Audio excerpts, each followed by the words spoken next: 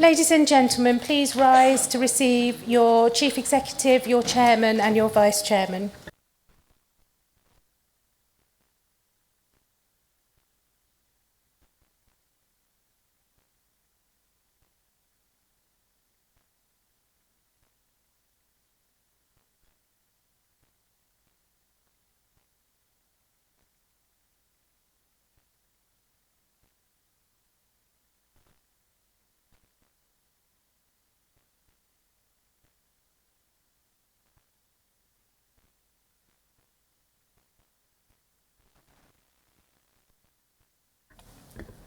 Thank you for joining us. Please all remain standing whilst my chaplain leads us in prayer.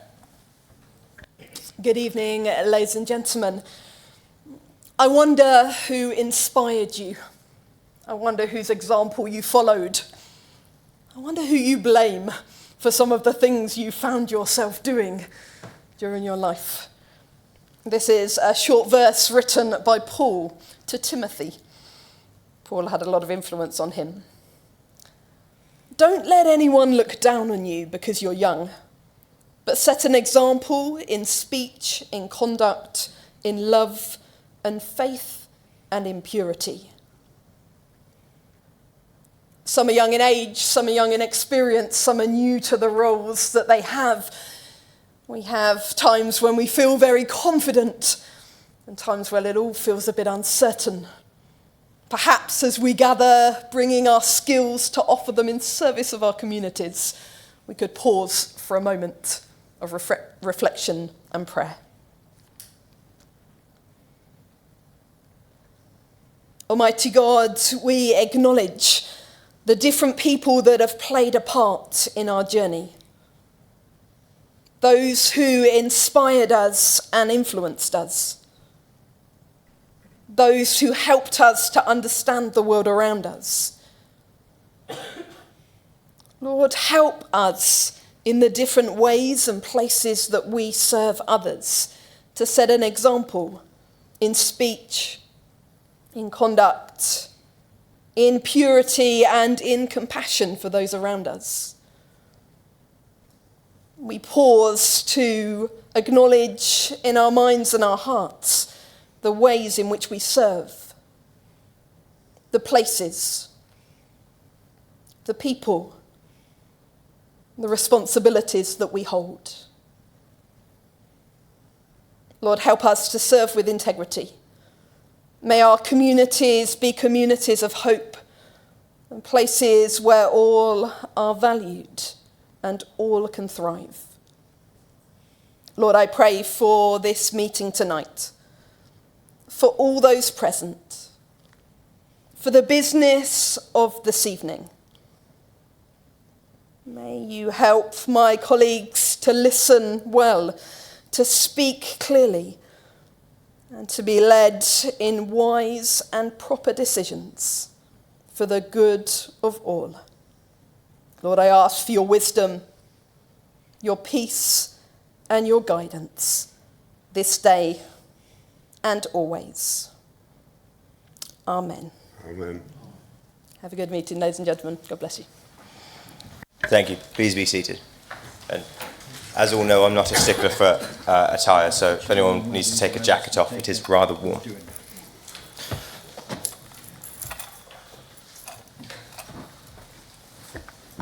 Could we start with declarations of interest?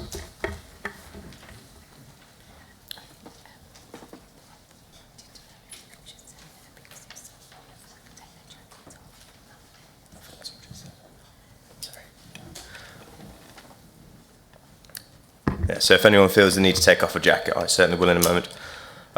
So seeing that there are no declarations of interest, we'll go next on to apologies for absence. Do we have any? Thank you, Chairman. We have apologies from Councillor Ciotti, Dyke, Franks, Hartley, Reeves and Robinson. Thank you. And if that covers the room, we'll go next on to minutes of the previous meeting. And unless anyone has issue with these, I'm happy to propose those as correct. Could I have a seconder?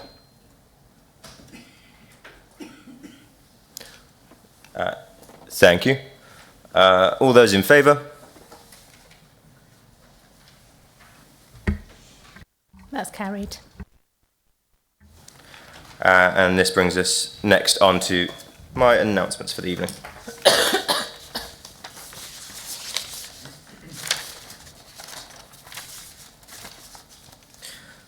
So the summer has been an exciting one for Wychavon District. Our regular season of summer events have proven their usual success, with new events joining the schedule. And following on from the country facing a general election, Wychavon saw by-elections of its own. Firstly, it is a pleasure to welcome back Councillor Mark Ward to this council, and to welcome Councillor Craig Reeves to his first full council meeting, although I'm told he's not here, so we'll change that for the minutes. Both since being elected on the 29th of August. Next is a hope that all were able to attend some of the excellent events supported by Wychavon Council, for which a great thanks is owed to our tourism team, who help not only direct the financial aid we provide, but support organisers with guidance and the many hurdles that come with creating these important social occasions. Important for the economic prosperity they bring to our towns and villages, but also for the opportunity it gives our residents to come together, feeling part of something larger and appreciating our local open spaces, for many of which we also owe thanks to our parks teams. Invites to represent our council came in heavily from within Wychavon and many from without, bringing an opportunity to share learning. I had a great time at the Three Choirs Festival in Worcester, the Battle of Evesham Festival, the Evesham Angling Festival, Saltfest of Droitwich and the Stourport Carnival. Unfortunately, I wasn't able to attend all that I would have liked, missing the Pershore Plum Festival and hearing great things, and the Ukrainian Independence Day. Not all of my attendances were as open to the public, enjoying visits to the De Montfort School in Evesham, our own contact centre in Droitwich, and my first ever visit to Broadway, where I saw the community collaboration with Wychavon support totalling a new youth centre. As a district council, we perform many roles. As a local government, we flew the flag for Merchant Navy Day in support of all those who protect our national trade across the seas. As an employer, we showed exemplary practices at the Office Connections Day, where Wychavon and Malvern Hills officer teams, totalling over 500 officers, could feel part of something larger as well. Due to illness, I missed an excellent opportunity to be part of the development of the District Council through the member focus group that I hope many attended as part of our peer review currently undertaken. And with great sadness, I missed the open day of an incredibly exciting Wychavon archaeological dig site, archaeology being a great interest of mine. And a reminder to all that the member training on suicide prevention still has a few spaces left for anyone wanting to earn their orange button and help those in great need. This is on Tuesday the 29th from 4 till 6. Anyone interested and not yet signed up, please contact Tracy Perkins. Thank you. And if all are happy with that, we go next on to item 6, public participation. Don't believe we've got any members of public. No, we have. Wonderful. So this brings us next on to petitions and notices of motion. Petitions from the council. And we start with... No petitions. So we start with no petitions, but on to notices of motion. I believe we have one from Councillor Nick Wright. Thank you, Chair. I don't know how many of you will look back to 1962 and listen to music at that time. I think probably only a few in this chamber. There was a song, social satire, about the development of suburbia in California. I'm not going to sing it, so you're all right. But the first verse goes, little boxes, you probably know it now. Little boxes on the hillside, little boxes made of ticky-tacky. Little boxes on the hillside, little boxes all the same. There's a green one and a pink one, and a blue one and a yellow one. And they're all made out of ticky-tacky, and they all look just the same. There are another 3 verses, but I won't bore you with those. I'm sure developers would disagree that all their houses are the same and that designs are not ticky-tacky, meaning using sleazy and shoddy material. We have a design code after all, which hopefully will be available from next year. And we don't have many green, pink, blue or yellow houses, but have plenty of urban sprawl. And this could relate to many areas in Wychavon. In my own area, and Councillor Birch's, Droitwich extending southwards, engulfing Fernal Heath, which is now almost joined to Worcester. Evesham extending in all directions, the last planning application towards Hampton. Pershore extending towards Pinvin, etc. And Drake's Broughton, what can one say, extended and questionably no longer a village. You will all know more areas than that. In all these cases and more, there is a considerable lack of infrastructure needed to sustain local communities, and this motion highlights our concern and recommendations. And I will read it, although you've got it in front of you. Following on from the announcement in the King's speech that the new Labour government proposes to reform our planning system with a new planning and infrastructure bill, our villages and towns are rightly concerned by what this means for rural communities. Rural living has always been built on the foundation of communities. A village, by definition, is a cluster of houses that all surround a central point, which is, in a lot of cases, tends to be a market square, a parish hall or village green. Throughout our history, it has been these central points that have enhanced village life and allowed communities to come together. Our towns are already at breaking point with constant traffic and a desperate need for regeneration and revitalisation.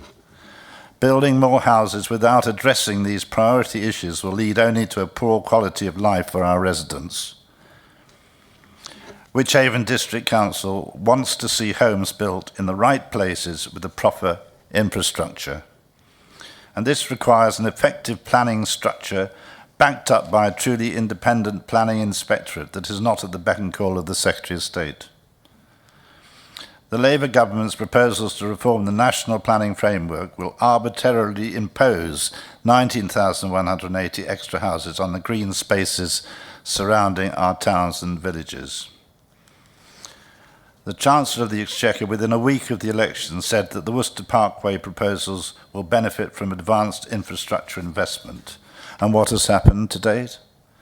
A quango has been set up to recommend appropriate locations for new towns within 12 months, with no current commitment to the infrastructure needed to make these proposals a success. So we have three commitments. We, the Council, commit to work with our partners to continue to seek to influence all aspects of government planning policy to include a proper consideration of and provision for the infrastructure needed to ensure the viability of our towns and villages. In addition to the fundamentals of road, active travel, drainage and sewage networks, schools and GP surgeries, we would ask for community facilities such as community or village halls, play areas and corner shops to be mandatory components of any new neighbourhood. Secondly, to continue to invest in the planning department to provide a service which will support a plan-led approach to development in Wychavon. And thirdly, to write to all the members of Parliament representing our district, calling upon them to use their influence to ensure that changes to planning policy provide the infrastructure needed to support development, secure the funding needed to deliver that infrastructure, and to secure a fair balance between development in rural and urban areas. Thank you, Chair. Thank you. And I believe we have a seconder, Councillor Nick Dawkes. Thank you, Chair.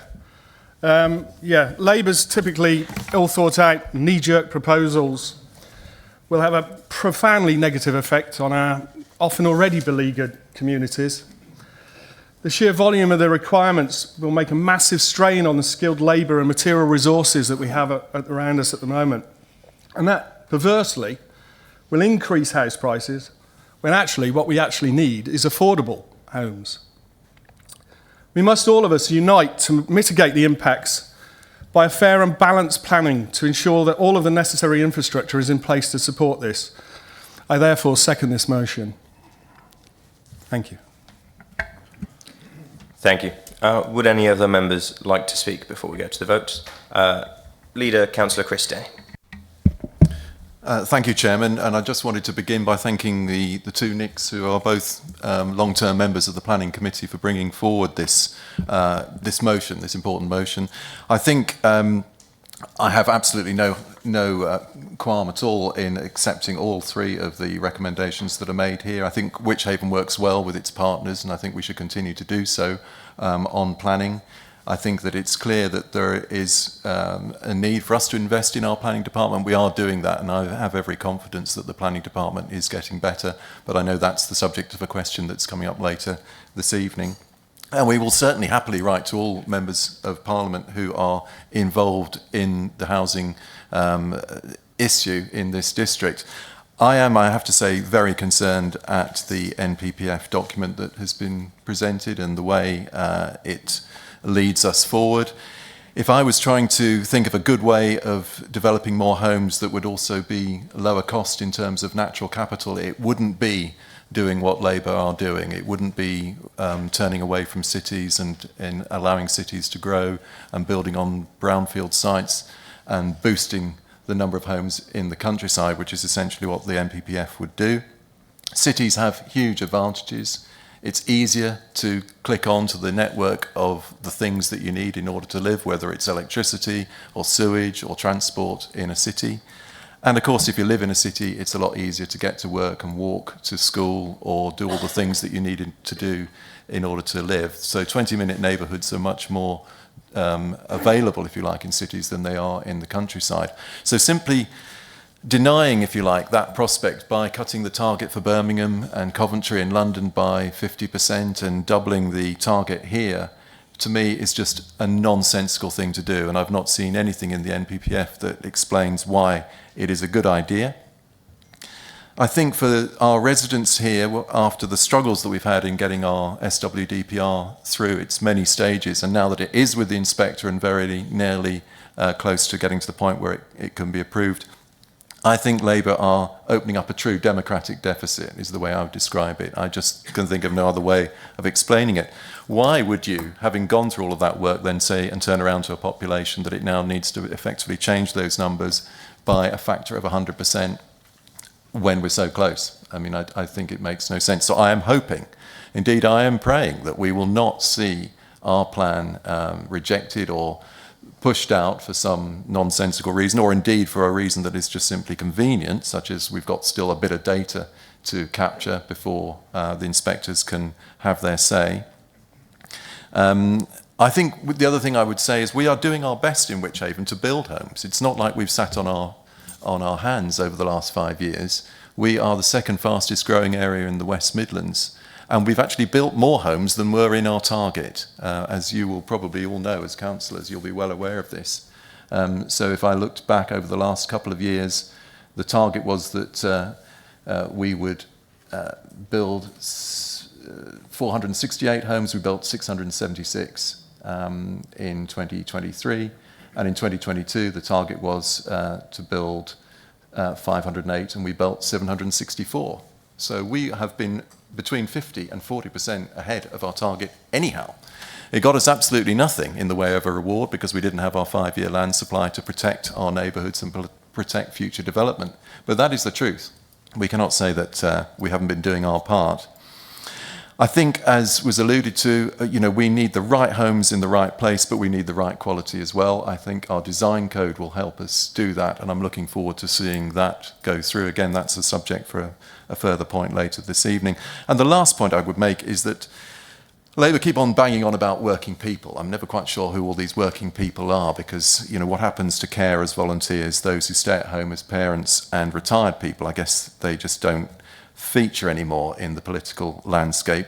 However, if we are going to talk about working people. Let's make sure when we build all these homes that we get something out of it for the working people that live in Wychavon, more for our electricians, our plumbers, our builders, our carpenters and so on, and that we don't just see a chain gang of people coming into this district and putting up ticky-tacky homes, as Nick alluded to, because I think that would be a disaster. You only need to look at Runcorn or Crawley, where I grew up, to see what ticky-tacky can look like. Unfortunately, we could do a lot better than that. So with that, I'll draw my remarks to a close. I'm in favour of the motion. Thank you very much, Chairman. Thank you. Next we'll go to Councillor Dan Birch, then Councillor Richard Morris, then Councillor Dan Boatwright Green, and I haven't seen any hands go up following. Wonderful. Thank you. Thank you, Chairman. I wanted to address two critical issues that deeply affect my residents in South Warp and North Claines, two beautiful rural communities that are feeling the weight of unchecked development and the neglect of crucial infrastructure. So my first point focuses on the issues faced by residents in Fernal Heath. Over the past few years, our parish has been inundated with a relentless wave of planning applications, ranging from developments as small as 6 homes all the way up to 130. The growth has been nothing short of astronomical, and yet, despite this rapid expansion, there has been no corresponding increase in infrastructure. The crux of the problem lies in how many of these developments have been classified as infill or small developments, meaning developers face no real obligation to contribute to meaningful new infrastructure. And now this is set to worsen as we see Labour's priorities driven by unchecked bureaucracy and a blind commitment to housing targets, without any thought for local needs. They see our villages as nothing more than numbers on a spreadsheet.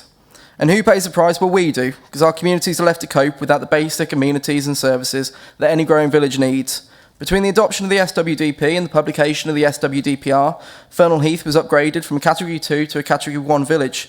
But where's the village hall? Where are the facilities that should be in place before you allow for further growth?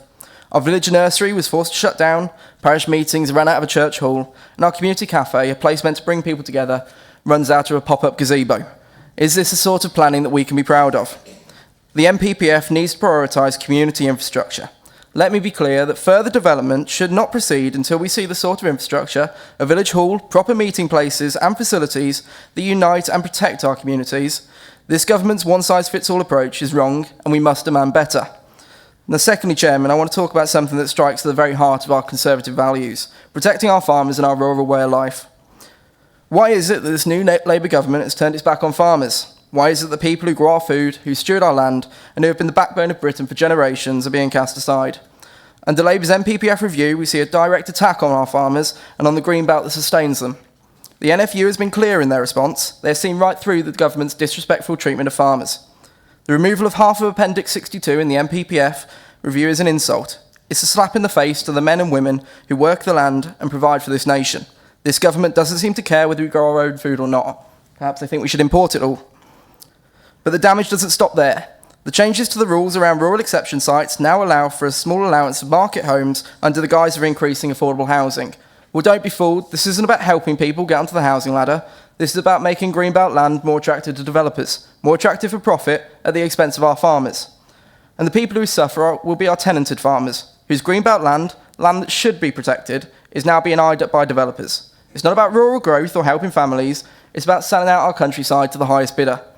Let's not pretend this is some minor policy tweak. This is part of a broader agenda by Labour to urbanise our rural communities, to strip away the protection that our greenbelt land deserves, and to undermine the very people who sustain us. So, Mr Chairman, we must make our response clear. We will not support reckless changes in the MPPF review. We will not stand by while Labour ruins our countryside and disregards our farmers. We're Conservatives. We believe in community. We believe in localism on this side of the bench.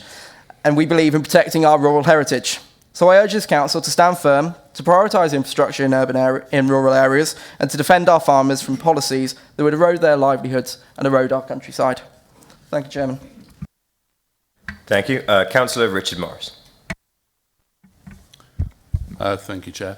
I fully support the motion and thank Nick for bringing it to Council. But it should not just be about new build, it should also be about legacy issues of development and the insufficient infrastructure that we've borne over a long period of time.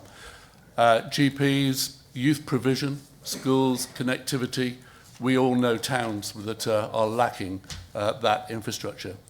We know the government's agenda with economic growth, and in many ways it makes sense. They want to build, build, build. But I say it again, and I've said it previously, we say infrastructure, infrastructure, infrastructure. We must consider infrastructure first and not last to have sustainable communities. I support the motion. Thank you. Councillor Dan Boatwright Green. Are you in opposition by some chance? I'm glad we're going to keep the MPs busy this evening, though, because I always worry they don't have enough to do. And in the spirit of kind of cultural exchange, Councillor Wright, it was also the theme tune to the TV show Weeds, which is an enlightening experience if you find yourself with a spare few hours. Everything you're saying is true. But much of what you're saying has been in place long before the Labour government came along. We need to secure the laws. We need to build the neighbourhoods we want. And the MPPF has never given us the laws we need to actually ensure that we can do what we want to do locally, which is build homes for local need. Everyone is saying the same thing. The MPPF,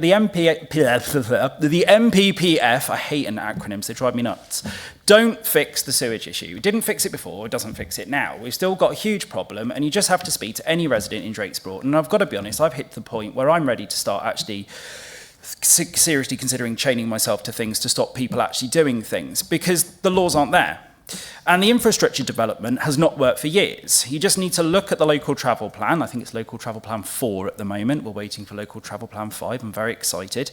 And actually, if you look at what we were proposed in our original SWDP and what's in that local travel plan, and then actually look at what's on the ground, our road infrastructure looks nothing like any of those designs in a lot of areas, including Pershore, which I do believe we've been slightly irate about ever since.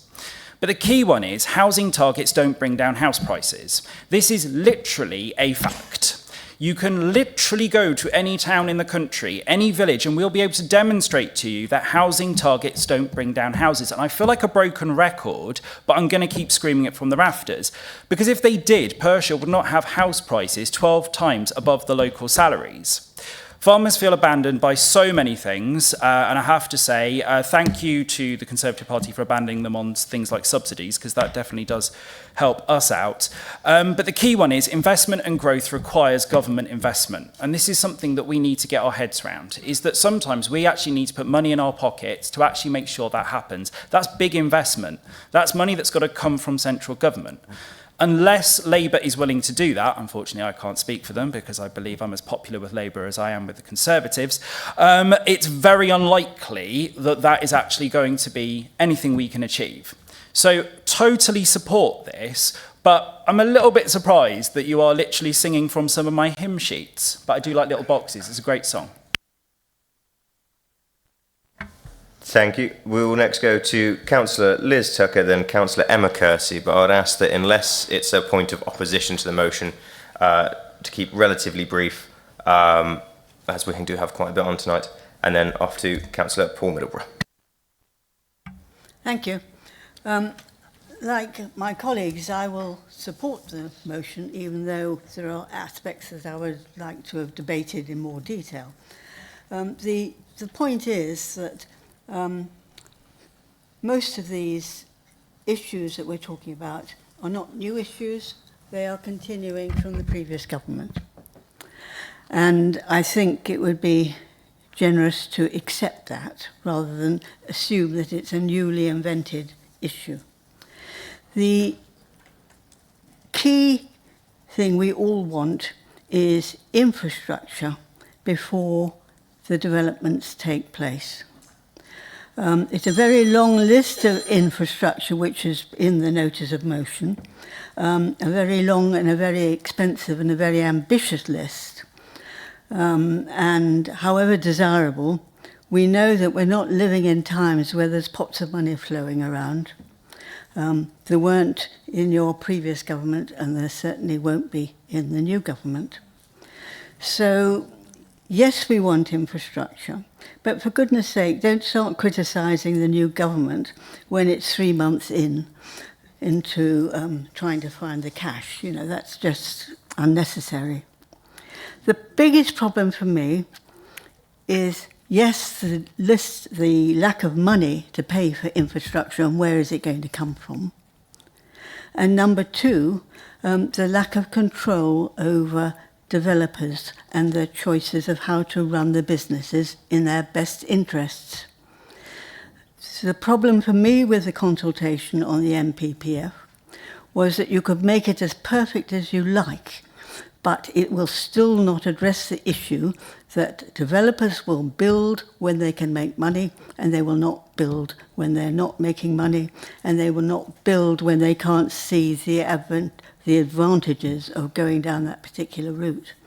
So things aren't going to get any better unless there are some rules that aren't just about limiting planning and planning decisions. They must be about controlling how the actual businesses of developers works. And nobody is talking about that, but nothing is going to get better without it. And really that's the point I want to make, that we're in a very difficult place, and it's not new, but it is dangerous. And I hope that we can be more constructive in the way we talk about it rather than just play politics. Thank you. Councillor Emma Kersey. Chairman, thank you. As you can imagine, I most certainly will not be opposing this motion, but I do want to bring two key points out that haven't yet been mentioned. And the first is that Angela Rayner has now twice threatened Wychavon District Council. She's threatened us the first time when she threatened all local planning authorities that if they did not have a development plan in place, she would decide where housing goes. And she's then threatened us a second time when we requested for our SWDPR to go through to adoption and go through inspection. And she then threatened us that if it didn't get through in a certain time, we had to go back to the drawing board. Now, I find it rather disconcerting that Angela Rayner actually thinks she knows best about the housing in Wychavon, and in particular across the shires, because that's where she seems to be wanting to dump all her housing targets that she's removed from the cities. Now, I've asked myself, how does Angela Rayner think that development plans could actually get through quicker than they're already getting through? And there's only one way that development plans could get through quicker, and that is if you remove consultation. We've been speaking this evening about the right homes in the right places. Councillor Boatwright Green said it's what we want. All of that comes out of consultation. As soon as you take away consultation in any of the 4 forms that it goes through in development plans, yes, of course you can speed it up, but it's then a more a dictatorship of where housing goes. And unfortunately, that's what Angela Rayner is actually saying with her threats. What she's also saying is the leader says that we've struggled with the SWDPR. I wouldn't quite put it that way. What Angela Rayner wants us to do, the reason why the SWDPR has been delayed is because the inspector, rightly so, wants traffic modelling before they then examine it. Quite right, that's part of the infrastructure. Of course we need the traffic modelling. But Angela Rayner wants us to ignore things like that. She doesn't want us to take into account traffic modelling because she's never going to deliver the infrastructure that we need, particularly roads. So I find it extremely disconcerting that really they can write whatever they want in the NPPF, but there's an underlying, twice, Wychavon as a local planning authority have been threatened by Angela Rayner, and I find that quite troubling. Thank you. Councillor Paul Middleborough. Thank you, Chair. I mean, say I'm happy to follow on from those points, and I'll just come to them in a moment. The other thing in terms of consultation, which the whole process that we've seen since July of this year, I haven't seen the phrase neighbourhood plan actually mentioned anywhere. You might say because it hasn't been mentioned, there's an assumption that it sort of rolls forward. But I'm not quite sure that that will be the case. And we do have concerns about when we don't have a policy-led planning development arrangements, how strong neighbourhood plans are.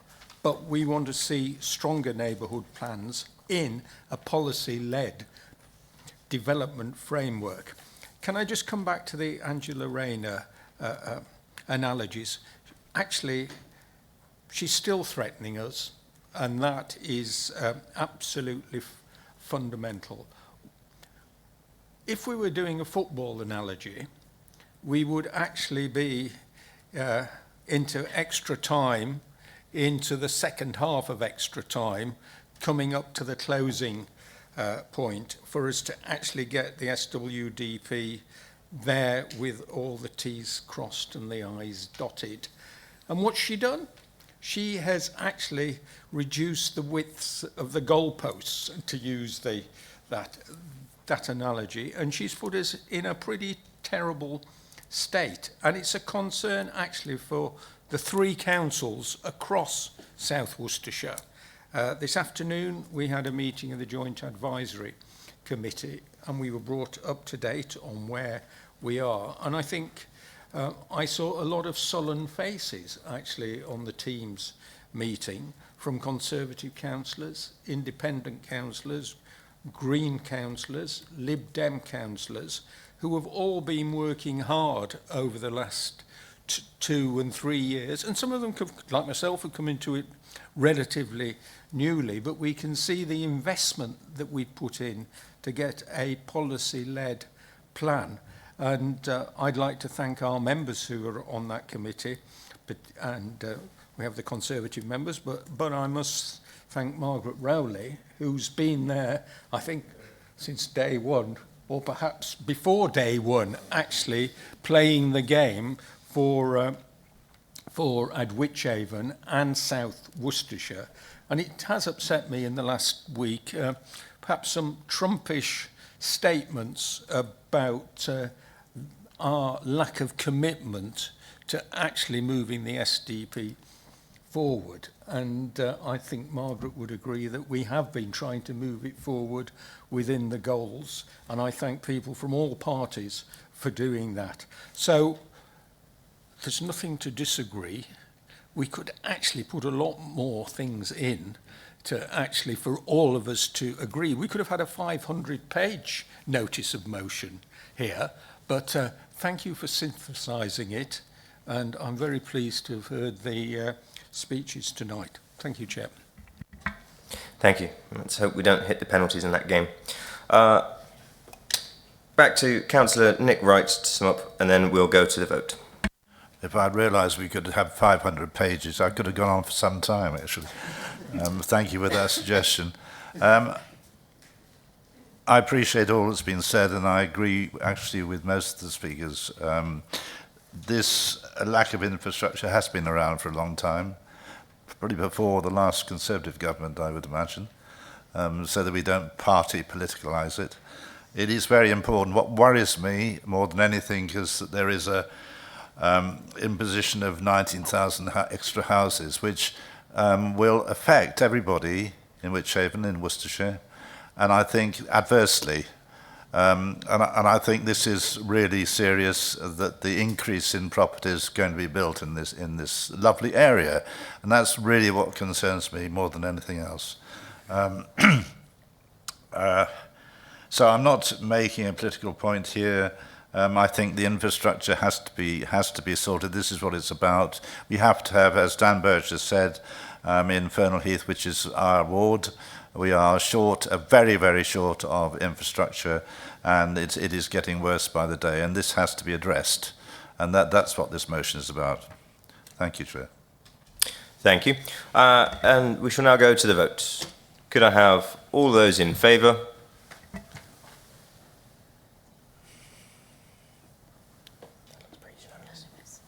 That's unanimous. Thank you.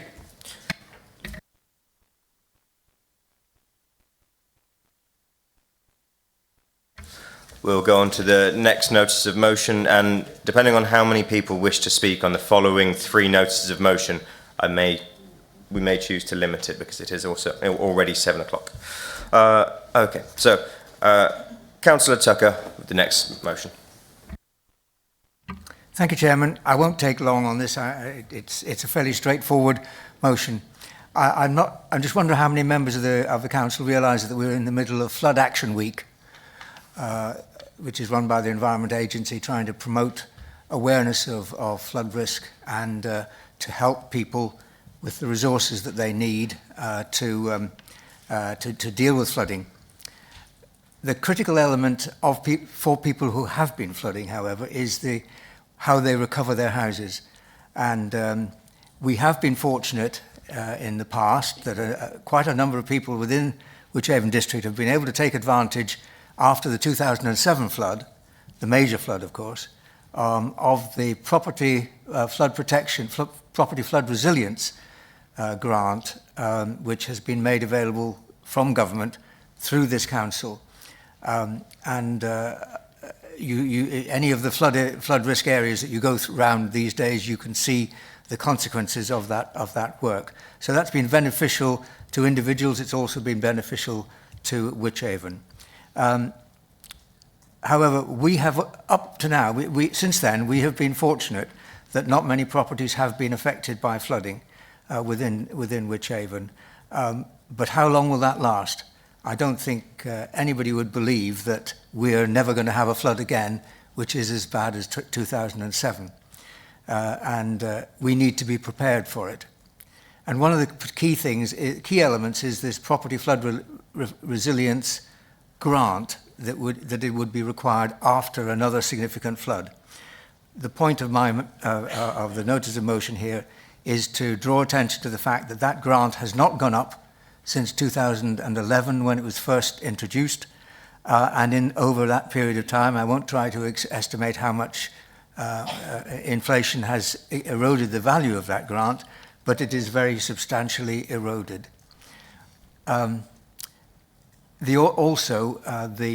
the grant, when one gets it, one has to pay for a detailed survey before the work can be approved as to what you can do with the grant. And that cost has gone up and up again, so that not only is the total value of the grant going down, but an earmarked portion of it is getting larger and larger. So the amount of resource left to carry out works and put in protection devices is significantly less than it used to be. Even as I mentioned in the notice of motion, even DEFRA's own evaluation of the PFR scheme, and I've highlighted it there, has noted that for most eligible properties, the £5,000 grant was not enough to provide an adequate level of flood protection. So to cut a long story short, and we all know what is happening with climate change, so I don't think I need to reinforce the fact that the situation is not going to get better, it's going to get worse over the period. We have an opportunity to try and prepare for the next big flood. And one of the things which we can do, I believe, as a council, is to see if we can get the grant made larger so that our residents who are potentially going to be flooded have a larger resource, or will have a larger resource, to put the situation right. So with that in mind, I'm calling upon the council to lobby government and our local MPs to firstly increase the property flood resilience grant to take account of inflation since its introduction, and also to simplify its administration. I won't go into the complexity of that. And secondly, to fund the compulsory survey separately so that the full grant can be used for flood prevention measures. And thirdly, to remove the prohibition on flooded properties claiming a second time, allowing local authorities discretion to authorise the grant in these circumstances. That may seem a little bit unjust, but as I said before, in quite a lot of cases, the flood grant has been inadequate to properly protect properties. Floods are larger than they used to be, are getting worse again. So it's quite possible that a property which had an adequate flood protection provided in a previous round no longer has the same level of protection that those measures provided at that time.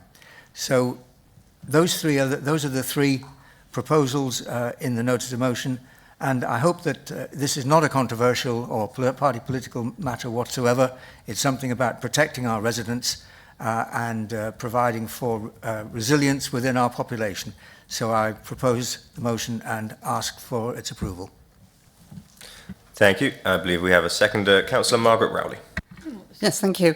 Yes, I very much support this motion. If I can give an example, the village of Himbleton in my ward, it was very badly affected by flooding in 2007, but fortunately, a lot of those properties that were internally flooded at that time did receive the grant funding, and they were able to protect themselves from flooding since then. Now, Himbleton still regularly floods every winter. I mean, this year was quite a record winter in the number of times the Bowbrook flooded in the village.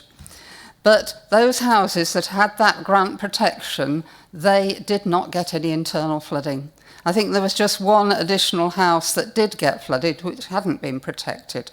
So I think it is so important that we continue to be able to fund the protection of houses, so that we are going to have much more effects from the climate change, and flooding is going to be more severe, as we have seen. But if we can protect those houses by giving them suitable grant funding, at least we do not have the problems with the internal flooding. Thank you. Thank you. Any of us looking to speak? Councillor Emma Kersey, and then Councillor Chris Day. Chairman, thank you. Members will no doubt be aware that I speak very much from a position of knowledge when it comes to flooding, as do decades of my family. And so I enormously share the aims and the sentiment of the motion that Councillor Tucker has brought forward, because until you've actually suffered flooding, you have no idea of the implications of it, and equally how horrifying it is to then constantly get flood warnings from the Environment Agency. I had a member of my ward contact me only last week, near enough in tears, telling me that they'd been contacted by the Environment Agency with the red alert warnings 5 times in that week. So whilst absolutely supporting this motion, any money that we can have towards dealing with the repercussions of flooding is very much welcomed. But my thing that concerns me is that Dame Harriet Baldwin, one of the first things that she spoke about in the House once this new government had been formed, was to actually ask if there was going to be continued funding for the flood alleviation schemes and the flood prevention schemes, and she didn't get an answer to say that that funding would be continued. So that troubles me, because I don't want it to be an either or, I want it to be both, because as Councillor Tucker has said, we have benefited from a lot of the flood alleviation schemes, meaning a lot of homes that would normally be flooded haven't been flooded. And so I would much prefer for the case that they're not flooded at all. So if it's either or, then the investment needs to go into the prevention. But I would like it to be both. And so I will support Councillor Tucker's motion this evening. Thank you. Next will be Councillor Chris Day, and then Councillor Andrew Crump. Did I see your hand go up? Apologies. Are there any hands in the room that I missed after that? Nope. Good. Well, thank you, Chairman. I think this is a motion that we hopefully can all support. I think there is a clear sense that inflation does eat into the value of things, and a decade or more is a long time to allow that to happen. So I'm certainly in favour of point A. I think in terms of the compulsory survey separately being done, one of our officers did raise the point that we'd want to make sure that we weren't creating more bureaucracy by doing that. But that aside, I'm sure that could be worked through. And I think the point that Councillor Tucker was making broadly is that it already eats into what is a small grant in the first place, and that needs to be considered. And I think the last point was allowing flood householders to come back. I think the main thought from our officers for that was that hopefully, if the thing's been done well in the first place, there won't be too much of a need. So it's making sure that happens. In other words, we get it right first time, if it's all possible. But I think it's right that we should allow people to do that, because clearly things are, in general, getting somewhat worse. The final point I want to make is that obviously within Wychavon, and actually within my own ward, there is a company that specialises in exactly this sort of thing. So M3 Flood Tech, and during the last round of chairman's visits, which Councillor Raphael undertook, we visited that company and had a demonstration of its abilities or capabilities, and they were able to flood a small bungalow up to 900 millimetres, so 90 centimetres, without any water getting in. It had air bricks that blocked up, it had a toilet that blocked up, it had all sorts of clever stuff. It also had a kitchen which, if it did get flooded, you could just hose it down and start again very rapidly. So we've actually got within Wychavon the sort of expertise, and I think they are a leading company in the UK, the expertise to tackle all of this. So it just led me to a fourth point that we could add to this, which is how do we make people more aware both of the grant and of what is available within Wychavon to overcome it. Thank you. Wonderful. And with no more hands, we'll go next to the vote. Oh, apologies, Councillor Charles Tucker. To you first. I think it's all been said, Chairman. I'm happy to go straight to the vote. Thank you, and sorry for preempting that. Could I have all those in favour?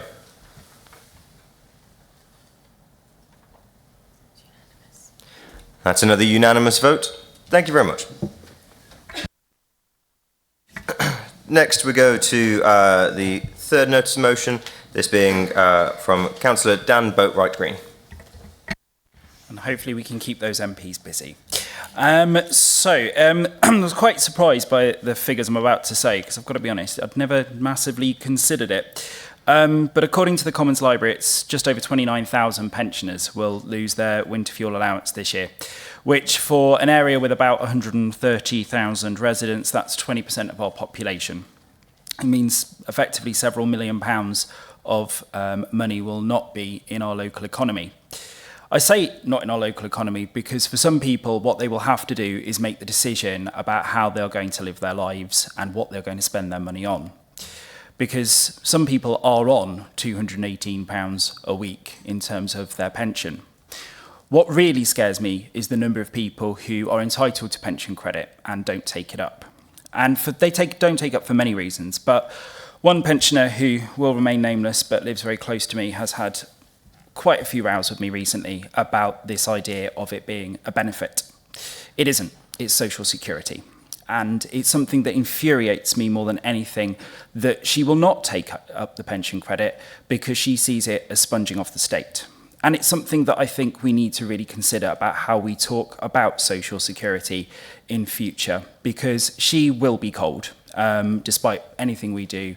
And it will be partly because of her resilience and also partly because of a mild amount of stubbornness, and I hope she hears me right now. But with the price cap going up 10% as well, this is going to add an increased amount of burden to people.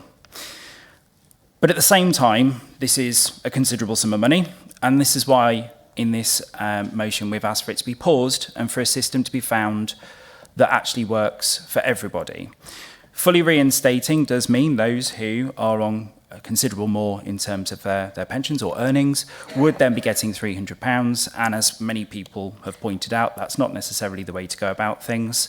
And there are plenty of systems in place that we have that already operate through HMRC and through the DWP would enable us to do this in a way that wouldn't cost us more.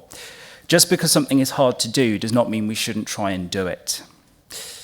I've also asked for a leader letter, as it should probably be called, to be written as well, to show that it's a conviction of all of ours, to try and show that we're all working together on this one. But the main reason I'm asking for us to write this is because the pension credit application form, if you've not filled one of these in, I can honestly say your soul leaves your body around page 18. And tries to escape the room. And I'm still currently trying to find where it's run to, because at the moment, the thought of doing another one and knowing I'm helping someone at the weekend is really making me twitch. There's no need for these applications to be as long as they are at all. And especially if it's handwritten and you've got to write it and you make a mistake, you have the additional benefit of then trying to work out what you need to do because it tells you not to use Tipex. Anything that promotes helping people, I'm totally on board with. And as a district council, we are closer to the ground than county, which is where we've had a motion previously, but I wanted it to focus on how we can help our residents here. But the one thing I really just want to leave behind with everyone here is that this concept of social security is incredibly important. We're about to go into an awful winter, whether it's wet or cold, and people are going to be in extremely difficult sets of circumstances. I hope we can all work together to make sure that they get the help they deserve. Thank you. Thank you. I believe we have a seconder, Councillor Jodie Arnold. Thank you very much. Yes, I'm really happy to second this motion. In particular, I really like the call for the application forms to be made simpler for those who apply. I have a member of the family who is an adult social worker, so I am extremely well informed of the barriers and the difficulties faced by social workers and citizens. And I did ask her to message me a really common example of what she comes across. So bear with me while I read this out for you.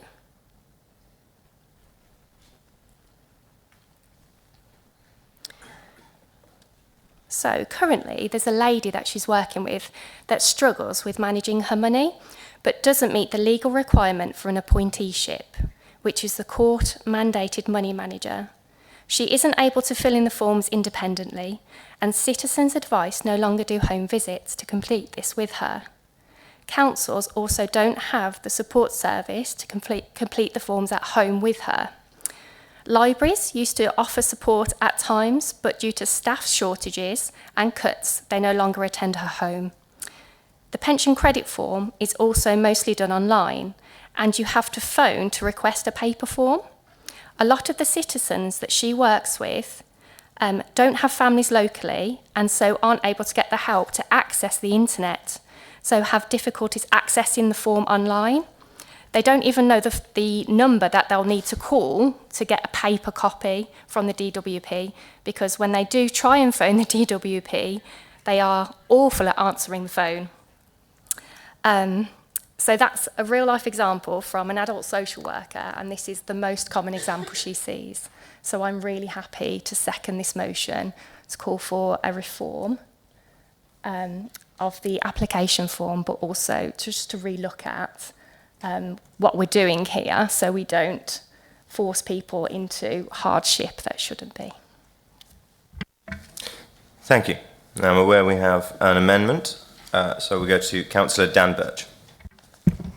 Thank you, Chairman, and I'll apologise to Councillor Tucker in advance because I may talk a little bit of politics again. But I've probably spoken enough, so I won't mince my words. This country is in a grip of a cost of living crisis, the likes of which we haven't seen in years. Energy bills have soared, inflation's continued to bite, and many of our most vulnerable residents have been left wondering how they'll make it through the winter. So I do have to ask how in good conscience this government has been able to justify the removal of the winter fuel allowance. It's not just misguided, it's heartless. It's nothing short of punishing people who are already struggling. For most people, the winter fuel allowance was not for luxuries, but for basic survival. It was their lifeline. And now in their moment of need, this government has chosen to rip it away. So what does this say about the government's priorities? Well, when people are choosing between heating their homes and feeding their families, how can any government, especially a government that claims to be for working people, turn its back on them? It's more than just bad policy. It shows that the government is out of touch with millions of households up and down the country. They've got their priorities completely wrong. But I do want to thank the Liberal Democrats for bringing this motion forward. It is absolutely the right issue to highlight, and we are fully aligned in our desire to support our residents. But let me be clear, from our perspective, this motion needs more bite. We as a council want to be a force for good in our community.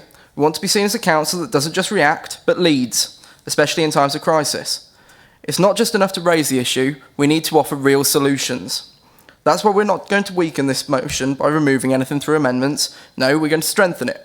We're going to add clear, concrete steps that show what we as a council are committing to doing to support our residents. But I do want to remind everyone we have already taken action. We've provided support through our discretionary welfare assistance scheme, the Household Support Fund, and the recent appointment of a financial inclusion officer for those most in need. But we can and we will do more. We're determined to enhance our efforts to ensure that no one in this community is left behind. We will not sit by while this government turns a blind eye to the suffering of our residents. We have to do the right thing when it matters most, and this council will stand with our residents. We will support them through this crisis, and we will ensure that our most vulnerable are protected. This is not the time for half measures. We need to do the right thing when it matters most. And that's why we stand ready to support this motion with the strength and clarity our residents deserve. And we hope that all members will be able to do the same. So to clarify the amendments we're making, so we have amended the third point to clarify the steps that we've already taken and to clarify that we'll be stepping up our existing work to assist residents facing financial hardship, to include awareness, raising to maximise the uptake of pension credit through our Wychavon magazines as suggested in the original motion. And we also vouch for the Department of Health and Wellbeing to undertake a review prior to the winter season of warm spaces available within our district. Through working with our voluntary sector partners and fellow local government organisations, we will commit to supporting and promoting the expansion of the warm spaces network across the district, and where gaps in this network are found, we will endeavour to provide suitable solutions. So I will thank David Manning and Jen for supporting us in getting this amendment across the line, and we hope that you can all support it. Thank you. Thank you. I believe we have a seconder, Councillor Rick Deller. Thank you, Mr. Chairman. I would usually say I'm happy to second this amendment, but actually I'm pretty angry it's even come to it. I think we all agree on the principle this policy is wrong and is an attack on the most vulnerable people in our society. With the average age in Wychavon increasing, then this will have an everlasting effect on our residents. I do agree that we say with one united voice, across party, that Wychavon Council urge the government to rethink. We urge our MPs to support us and reverse this horrid policy. Age UK estimate nationally 2.5 million older people on low incomes are set to lose the winter fuel payment as the result of this government's means-tested decision, and will struggle without it. When the DWP analysed the Age UK's data, it found 1.6 older people who are living in poverty will lose the winter fuel allowance, as they were not receiving any qualified benefits. A further 900,000 older people whose incomes are just above the poverty line will also lose winter fuel allowance. These people have incomes which are no more than £55 a week above the poverty line. When they put out their information on this, they had some comments back, and here are a couple of them. As a senior couple, it'll be very hard to make ends meet, as ever week daily living gets harder, i.e. food, gas and electric is getting dearer all the time. Another one said, I rely on oil and electric to heat my home, and the winter fuel payment is a very welcome help to providing this. I am 87, my partner is 81, and we're losing £600 this year. This is such a huge loss for us as we claim no other benefit. So I agree that the Chief Executive should write to the Chancellor calling for a pause. And I agree we should write to Nigel Hudson, Harriet Baldwin, Chris Bloor to urge them to support us, and I feel their replies should be published. I feel that we should show cross-party support here and send a joint letter from all group leaders. I also agree that the applicant form should be made more simpler. I am pleased to see in this amendment we are going to increase awareness of what we're already doing and undertake a review of warm spaces, an area I'm sure we all support, but I know Councillor Birch in particular has been championing. But I would like to highlight what we are doing in Wychavon. I was saddened to hear your resident, Councillor Arnold, but I would hope that we could highlight the fact that our contact centres are open once a week for residents to have structured access to the internet. The Ben's team have been working with residents to ensure that they are maximising what they're entitled to. I know we're in the process of drafting something for the Wychavon magazine to ensure eligible residents are claiming pension credit. One of our Wychavon promises has meant we've expanded our discretionary welfare scheme to include areas such as rent in advance, rent in deposit, food or energy vouchers. And also in housing, we have recently made the financial inclusion post permanent after initial 18 months due to the impact of the support she has had. In the first year, she supported 247 people, helped secure over 51,000 in additional income, prevented 56 evictions by leveraging over 10,500 from rent in advance from external sources. Now, while this isn't directly about energy bills, it's important to know that the impact that will have on their well-being, etc. We felt it's important to highlight what we are doing on the ground and share the wider work of our incredible officers. It doesn't mitigate the impact of stripping the winter fuel allowance is going to have on so many people. As I said earlier, I'm not happy that I have to second this due to the fact that it should not be happening. I am proud that we can come together as a council and say Wychavon feel this government must hear our voice and rethink. So I call on all members to support this motion and recognise this policy is wrong and we should pass it unanimously. Thank you. Julie Tucker, Councillor Julie Tucker. But before you start, I'm going to say that for amendments now and in the future, I'm going to allow a good few minutes and take time to give people to fully read and take in the amendments and take a bit longer on taking responses. So, Councillor Julie Tucker. Thank you, Chairman. I'm certainly going to support this motion together with the amendments because it covers most of the things that I wrote an email to the leader about on the 30th of September, to which I haven't received a reply, I have to say. I wrote, the Green Group are very concerned about the government's proposals to cut the winter fuel allowance to all but the very least well-off, as I am sure are you. We hope that some modification to the plan happens, but we should be prepared for the worst. The Green Group would like to know if a detailed strategy is being prepared to support local pensioners who are not able to heat their homes. We would hope the strategy would include warm spaces supported across the district, information for residents on how they can ask for financial support, clear guidance for councillors on how Wychavon supports residents, including bringing together grants available for energy efficiency, information on other support such as food banks,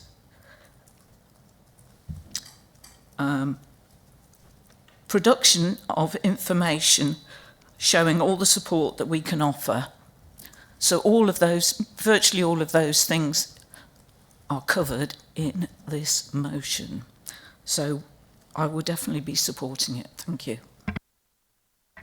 Thank you. Councillor Mary Tasker. Hi. I'm not saying, you know, I don't really agree with the cut of the fuel allowance, but there are so many people not claiming pension credits because they haven't got access to the IT systems, they haven't got somebody to support them to write in the applications. There's people who have the winter fuel allowance that don't really need it. There are people that I've heard say, well, I keep the money for Christmas presents, or I keep the money for something else, because, you know, they're lucky enough, they've got a good pension, they may have had things, but it's the people who don't have those pensions and are all the lowest in the community with the funding that they get. I agree with all that Councillor Boatwright have said, but I would say it would help if the libraries, or if there's places available where people can go and have support, because in Evesham it's only open once a week. So, you know, I think it's all about how we support people through the crisis, but it's also about we've got to enable people to claim what they're able to claim, because that will lead to other benefits. So, yes, it's means tested. Yes, it's not at a good time, but really we should have a bit of leeway to see what happens in the future. Thank you. We'll go to our final speaker before we go back to the original proposer. Councillor Christie. Thank you. It was just briefly to make the point, seeing as we are, it seems, pretty much aligned on all of this, that if we do want to make sure that there's nobody in Wychavon that doesn't get pension credit when they are entitled to it, I think there are things that we can do. We do have hubs that you can walk into now where you will get help. There's one in Perthshire on the High Street, and they will happily help with something like that. There is on-site in the Evesham Riverside Centre and in Droit, which you could go to CVS, or you can go up to the hub that's up in the Westlands, and you would be posted to somebody who would help. I think we can all help, and clearly some of you already are, and I think that's fantastic. But I think our aspiration has to be that if people are entitled to it, that they do claim it, and they take it. By doing that, we're immediately relieving the situation and doing everything we can. So I would just say I think we've all got a role to play, and hopefully being the person who is the advisor, the helper for those people who struggle with using digital technology. There's a lot of them out there, but the hubs are there, so please do use them. That's what we set them up for. So, thank you. Thank you. So we will go first to the proposer of the amendment for a final word before we take the vote of that, and then go to the proposer of the original motion where the amendment becomes the substantive. So Councillor Dan Birch. Thank you, Chairman. I'm pleased to hear that by the sounds of it, most people seem to be fully in support of this motion and the amendment.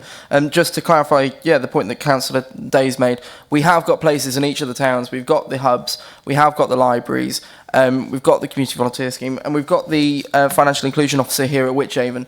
So for those councillors who have concerned residents, I can assure you there are places within our towns, and perhaps I think the point that came out of it is we need to promote them more. But we do have these places, and we will make sure that they remain to be accessible to residents. Thank you, Chairman. Thank you. So we will now go to a vote on the amendment. Could I see all those in favour?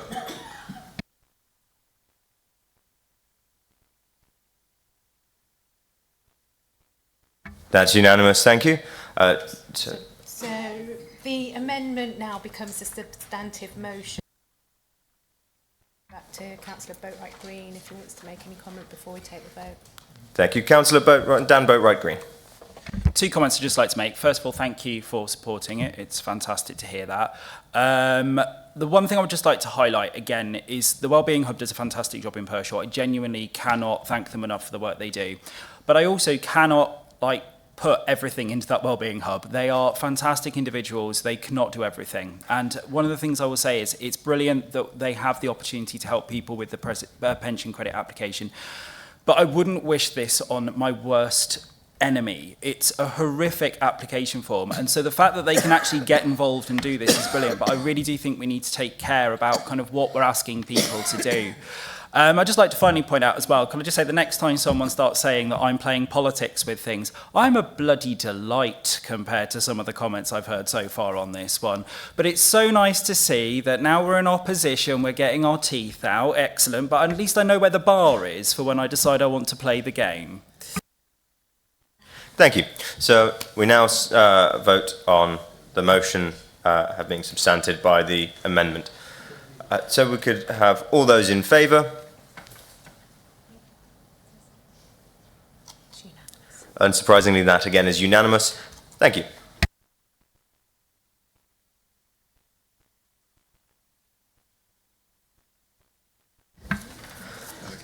We now go on to the fourth notice of motion proposed by Councillor Emma Kersey.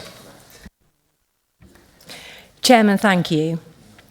Lest we forget, on the 6th of June this year, we, millions of others and leaders from around the world all came together and attended services to commemorate 80 years since D-Day.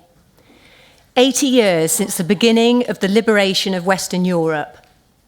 It was likely to be the last time that we have any personal accounts from living veterans who bore witness to the loss, horror, and nightmares that have haunted them for the remainder of their lives.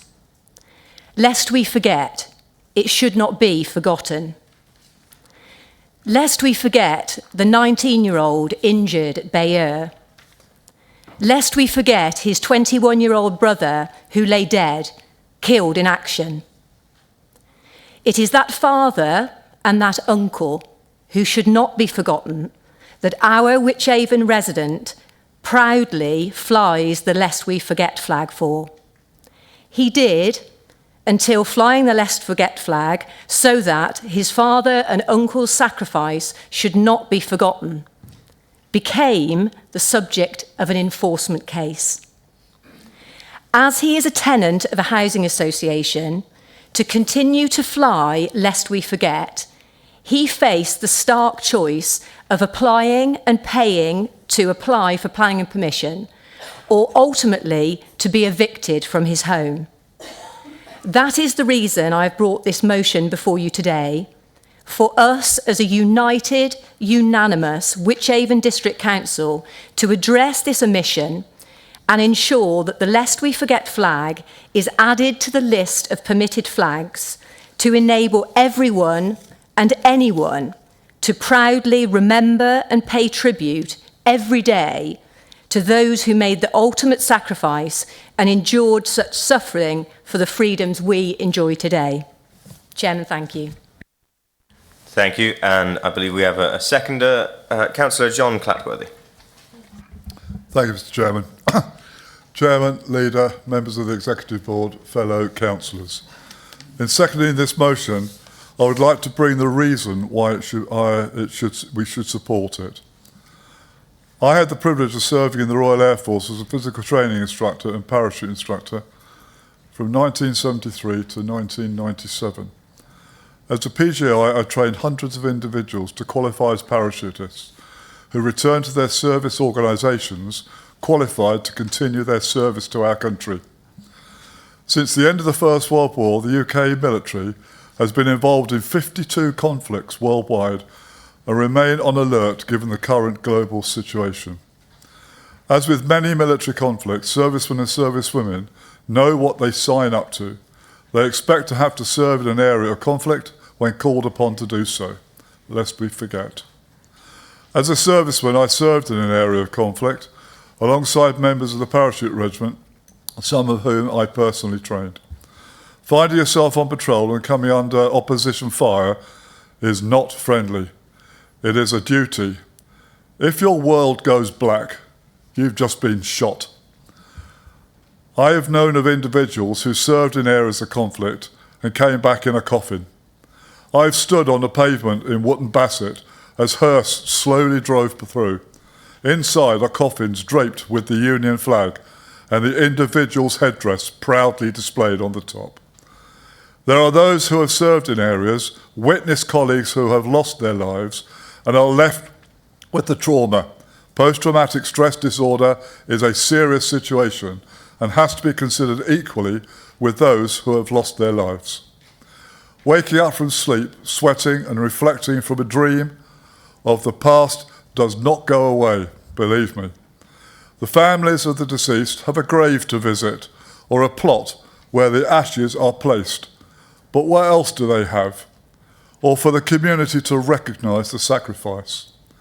It is vitally important that the portfolio holder insists that the Secretary of State understands and respects the requirement for having a Lest We Forget flag that can be flown with pride to commemorate our fallen on designated days so the national community can reflect and remember. Lest we forget. Thank you. Thank you. And I believe we have a amendment proposed from Councillor Paul Middleborough. Thank you, Chairman. I congratulate the proposer and seconder because it brings back memories, doesn't it, those sort of cases, to, I would think, probably everybody in the room and our parents as well. It's just brought back memories to me for two fellow students at university who were members of the Ulster Defence Regiment. They were in classes one day and they weren't in classes the next day. What I want to do with this amendment is not to undermine anything that has been brought through in this motion today. What I want to do is to point it in the right direction. It feels a bit callous of me saying this, but actually the Secretary of State in relation to this matter is just the monkey. We've got to get to where the actual decision is taken. And the actual decision is taken at the Herald's College of Arms. And they are the people who decide which flags can be flown, whose flags they are, and they take that decision. They take account of the provenance of the flag. Is it a commercial flag? Or is it a flag for a charity? Or is it a military flag in its own right? It is the College of Heralds who make the initial decision. They're in charge. The College of Heralds is one of those organisations we don't come across very often, but it is part of the royal household. It is a royal corporation, and they look after the heraldry and the genealogy and actually these important things for this country, which sometimes we laugh at, but actually they are an important part of the constitution of the country. Because I don't want a Secretary of State able to decide which flag can be flown, because there could be some very strong political views. I don't think at the present time there would be, but there always could be, and I want it to be controlled through the important part of the monarchy as part of our constitution. So my recommendation is that the chairman of the council actually writes to the College of Heralds. I don't think it's for me as a mere mortal councillor to do that. I think it's got to be from the body of the council, and that is the chairman of the council writes to the College of Heralds. And they will then assess the value of the flag. That being said, it might take a long time to do that. In the meantime, as you can see by the second recommendation, which has been put in front of you, I'm going to ask the planning enforcement team to use their discretion with enforcement relating to displays of these flags in the context of personal and national remembrance, because I think the two things are separate. But the personal remembrance is just as important, because it happens on days in August, didn't it? And rather than those more formal events that take place. I also would like the context of this motion to be passed to our MPs and to the Worcestershire Armed Forces Covenant Partnership. Fortunately, we have two members here who I'm sure will do that. We have Richard next to me who chairs it, and Rob Adams who's on it. So I do hope that the proposer will accept the direction that I'm pointing you in for the recommendations. But I would ask Richard, or the chair. Councillor Richard Morris. Thank you. I will second this motion, but I thank Councillor Kersey for bringing it forward. It is massively important, and whichever way, I just want to see the right result to get to what we need. I certainly agree with the importance and the respect to our veterans and those who have given their lives over history. We need to ensure that the right process is followed and be sure of that process to get the right result. And as chairman of the Armed Forces Covenant Partnership, I will be asking the partnership to support this motion and the request. So I'm happy to second. Thank you. Next we go to Councillor Emma Stokes, then Councillor Dan Boatwright-Green, and then we'll go to Councillor Rob Adams, Councillor Emma Kersey, and then unless we're getting on quite a bit here, and it is very nearly 8 o'clock. Sorry, I saw one hand over here, so we'll go to Councillor Angie Crump, and then unless anyone is in adversary to this motion, we'll go back to the proposer for the amendment and then the vote. Thank you. Thank you, Chairman. Well, I'm actually particularly grateful for the amendment to come forward to identify the technical correction, and I'm grateful for that. So rather than the Secretary of State, it does go to the correct body for assessment. So thank you for that. What I do have a problem with is actually applying discretion to our enforcement officers. Only this week, as Evesham Town Council, we had to remove our promotional bonfire banners from the complaint of one single person who is a failed candidate in one of the council elections. He complained about the bonfire advertising and resulted in all our promotional material being removed at the discretion of the enforcement officers that have no option but to apply the rule if they receive a complaint. So I believe that we should have the correction on the who actually makes a decision. But I think as a council, we need to take ownership of the things we actually support. We supported the bonfire, and I believe as a council we support our veterans. So although there's a lot of good sentiment in the comments made in the amendment, I'm pretty sure that we should actually bring it into our own ownership. Thank you. Thank you. Councillor Dan Boatwright Green. Before I speak, I just need a quick point of order. I've just realised, as a result of one of my friends just sent me a message, have I got a conflict of interest? Because I've flown one of these bad boys before. We'll just note that as your declaration of interest. Thank you, because he thought he was being funny. But earlier on, I've just realised it's definitely been multiple times.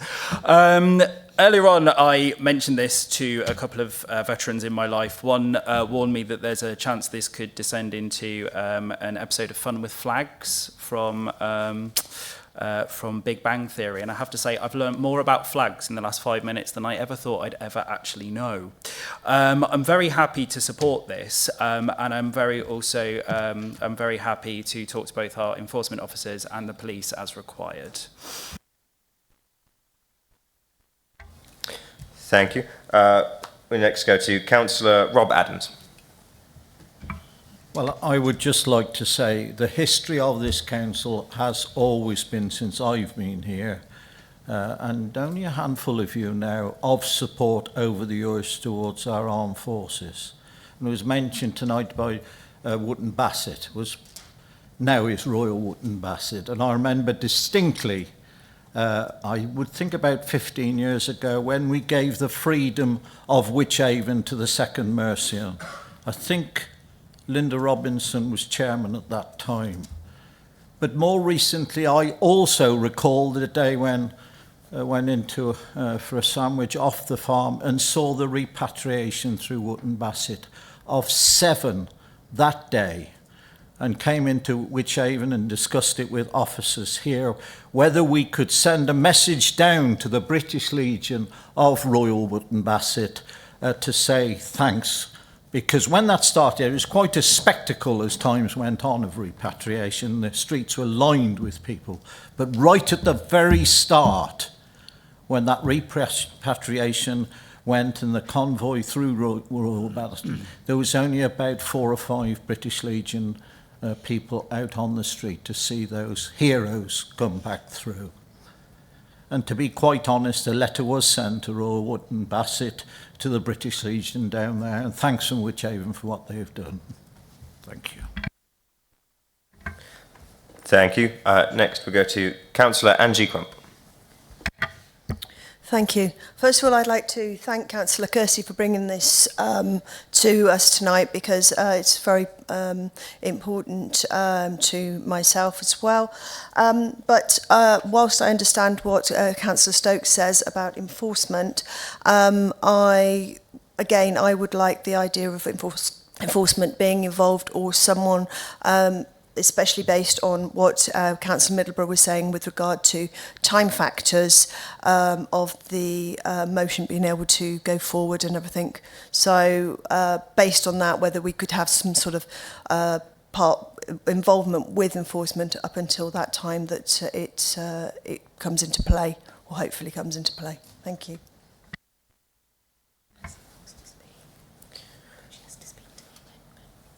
Thank you. 1 moment.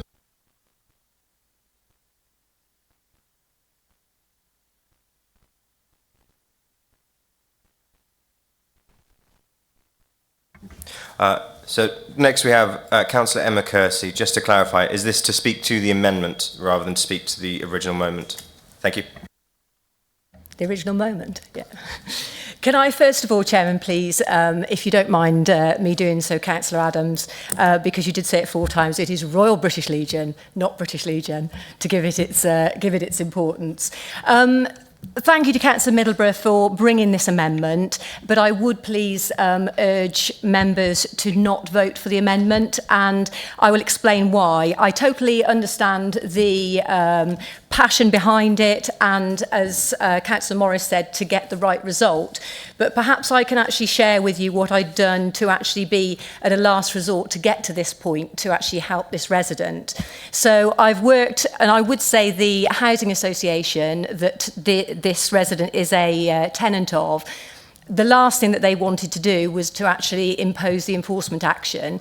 But the reason why this has been highlighted is because if you own your property, and as Councillor Boatwright Green, I'm pleased to say, has been proudly flying the Lest We Forget flag, he is actually running the gauntlet of whether he deals with enforcement or not. When somebody lives in a housing association property, they don't have the choice. The housing association have to adhere to the enforcement action.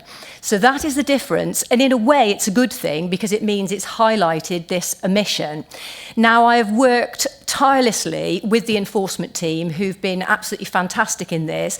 David Hammond has told me categorically, when I said to him, this is going to take quite a while to go through with the Secretary of State, which, by the way, for it to go to the Secretary of State is the only vehicle that it can go through, according to David Hammond.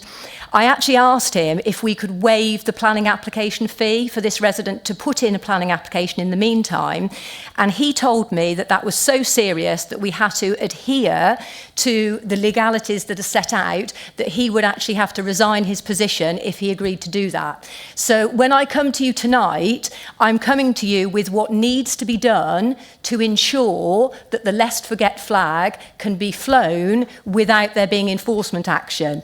And again, I appreciate the sentiment, Councillor Middleborough, but the planning enforcement team and using their discretion is not something that can be done. If somebody reports something like this to enforcement, they have to follow it out. If you then take that on forward, if you've then got a tenant who's living in a housing association, the person that has the enforcement action on them is the housing association.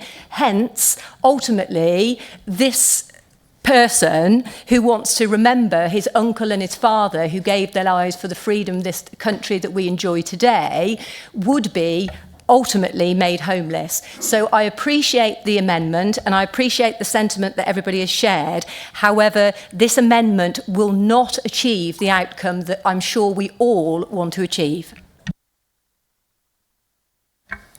Thank you. We'll go back to Councillor Paul Middleborough. I mean, say, I understand the story that we've just been told, and I don't want to see anybody out on the street because they've been flying this particular flag. But of course, this flag cannot go into the legislation which the Secretary of State has until the Herald's College of Arms decide that it is an official flag. And so until that is done, there is no way that the law can be changed by the Secretary of State. I put in the second part is to say the policy of this council, effectively through this notice of motion, is to ask our planning enforcement team to use their discretion. And there's two ways of using that discretion in what we've just been told.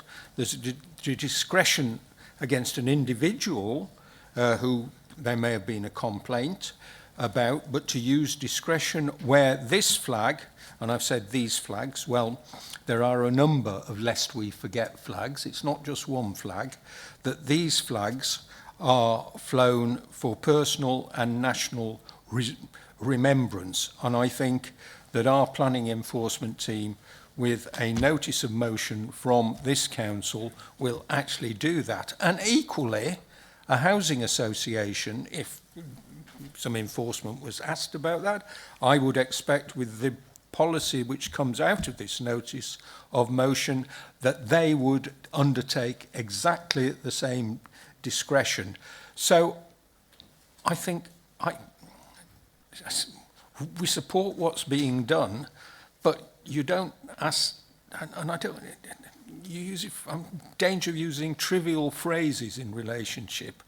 You don't ask the gas board, well, let me say things have changed a bit, haven't you? You don't ask the gas board to fix the fuses in the electric box, do you?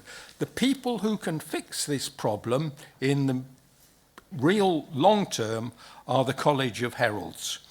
We can, as a planning authority, take discretion in relation to the flying of these flags.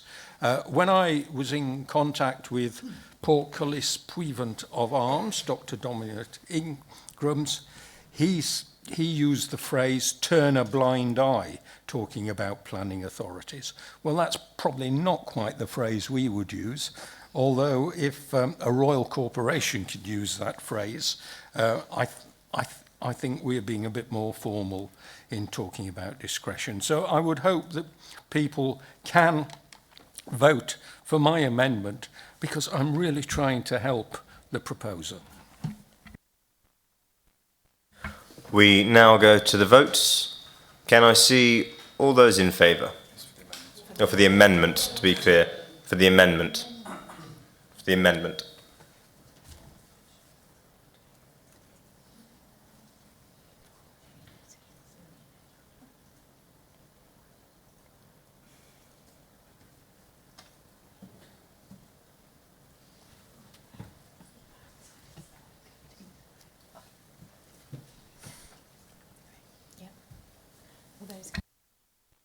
All those against?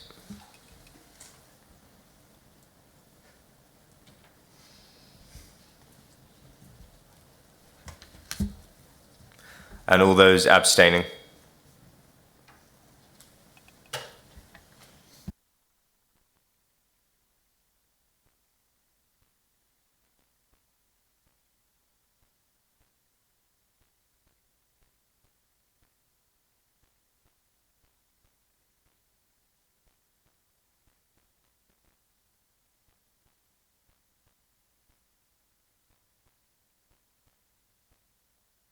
To make any comments on that?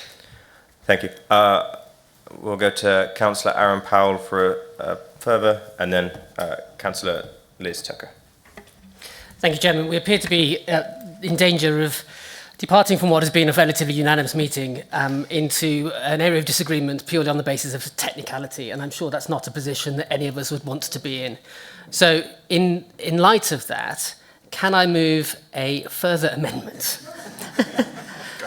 That the Council calls upon the portfolio holder for planning and infrastructure, in consultation with the Director of Planning and Infrastructure, apologies if I have your incorrect title, either to lobby the Secretary of State according to the original motion as proposed, or to ask the Chairman of the Council to write to the College of Arms detailing the flags, etc., and the planning enforcement team to operate with discretion, etc., etc., in the hope that that will allow us to resolve whatever the technically correct path is for this to proceed, and therefore be something that we can all agree with.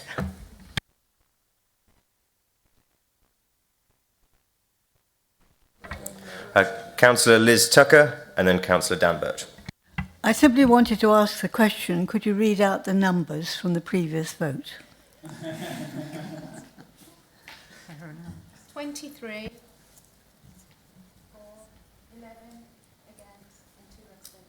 Thank you. Councillor Dan Birch. Thank you, Chairman. I think there's a number of us in this room who wouldn't claim to be experts on this topic, and therefore I don't feel necessarily that that some of us felt confident in the way that we voted, and therefore I'm more than happy to second the motion proposed by Councillor Powell to give us the clarity that we need to ensure that we take the right route that's necessary. Thank you, Chairman. I saw Councillor Nick Dawkins' hand go up first, then Councillor Dan Boatwright Green, then Emma Kersey. Thank you. Thank you. I was actually going to second that motion. I've been reading the government's guidance to flying flags in plain English, and I'm sorry, it makes no reference to the College of Arms at all. So I do feel that this amendment will allow this to go forward without a big time delay that's unnecessary. Thank you. Thank you. Councillor Dan Boatwright Green. I do not pretend to be a legal expert on any subject, which was why pieces of paper were flying between us, because we had no idea what was the right answer. I was also going to second this because I actually do want to know the answer, but can we please bring it back to council so we all understand it? Because I never want to be in this situation ever again with flags. It's not fun with flags anymore. Councillor Emma Kersey, and then we will, and then it depends. Okay, then Paul, then back to Councillor Emma Kersey. Chairman, thank you. And thank you, Councillor Powell, for actually getting something in front of Council tonight that actually is going to make a difference and do what we want to achieve. Because unfortunately, for about 10 minutes, I had a flashing through my mind the conversation that I was going to have with the resident of Wychavon, who is respecting the memory of his father and his uncle, and telling him that through some sort of technicality and somebody wanting to follow something that they believed was true, it meant that this motion didn't go through. So thank you, Councillor Powell, for bringing reason and sense to the room tonight. We've spoken about legal expertise and technicality. So the fact that the Director of Planning and Infrastructure is stated within the motion, I feel comfortable with, because I'm sure that Ian is going to go to David Hammond tomorrow morning. David Hammond will tell him exactly what he's told me, which is the motion that is before you tonight. So I will be supporting this amendment. Thank you. Thank you. We'll go to Councillor Paul Middleborough. I would ask that unless it's in opposition to this amendment, it's kept brief. It was in point of some clarification, but people don't seem to want clarification. If we're all happy, we'll go back to Councillor Aaron Powell as the proposer of this amendment. Chairman, I think enough has been said. That's wonderful to hear. All those in favour? Unanimity again. Yeah. So that now becomes the substantive motion, and then we need to vote on that as the motion. Before we vote, I believe Councillor Emma Kersey still has a right of reply. Wonderful. Could we have all those in favour? Once again, unanimity. And that is item 8, notices of motion, finished. We next go to item 9, Overview and Scrutiny Committee Annual Report. Leader, Councillor Christie. Oh, thank you.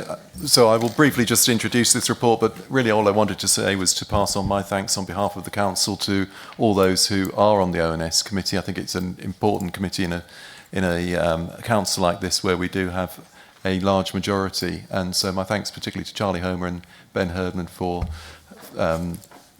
getting a lot of work done during the year, and for all of those of you who've served on that council. And we'll now let Charlie talk to it. Thank you.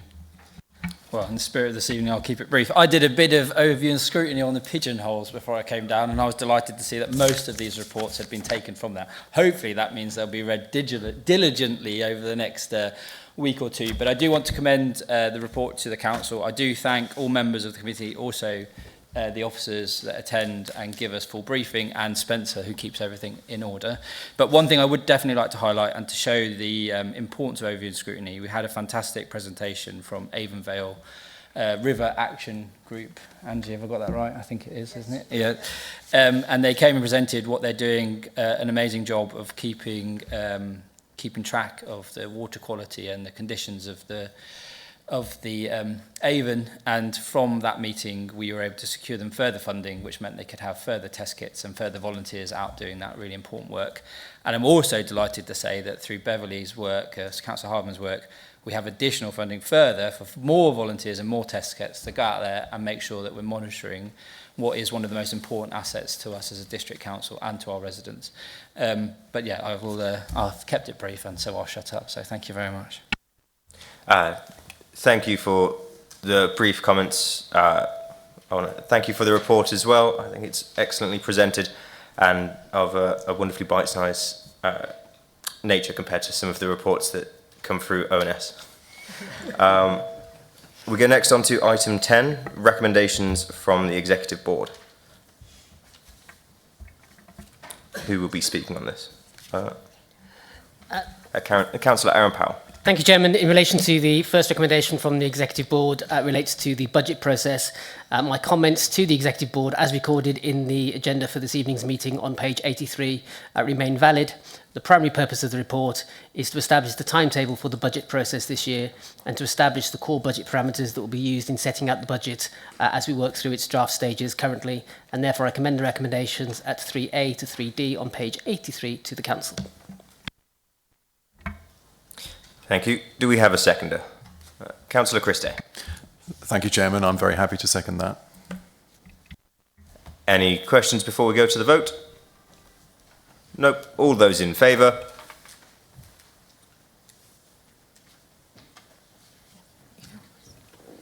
That's unanimous, thank you.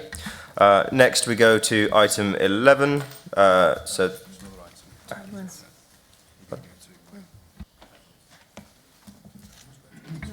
My apologies, one that I should have been sharper on. Part B is to Councillor Beverley Hardman. I hope we're all in agreement on this one. It's for the proposal St Andrews Square toilets. They're the last of the 11 blocks for us to refurbish. It's about 1990 as we last refurbished these toilets, and they have the most complaints. We're looking at about 170,000 to redo the internal toilets, so they will be up to standard all our other toilets. And I know we're so proud of all the badges awards we get with toilets. So I hope you agree to this proposal. Could we have a seconder? Councillor Morris. Happy to second. Thank you. Unless there are any questions, could we have all those in favour?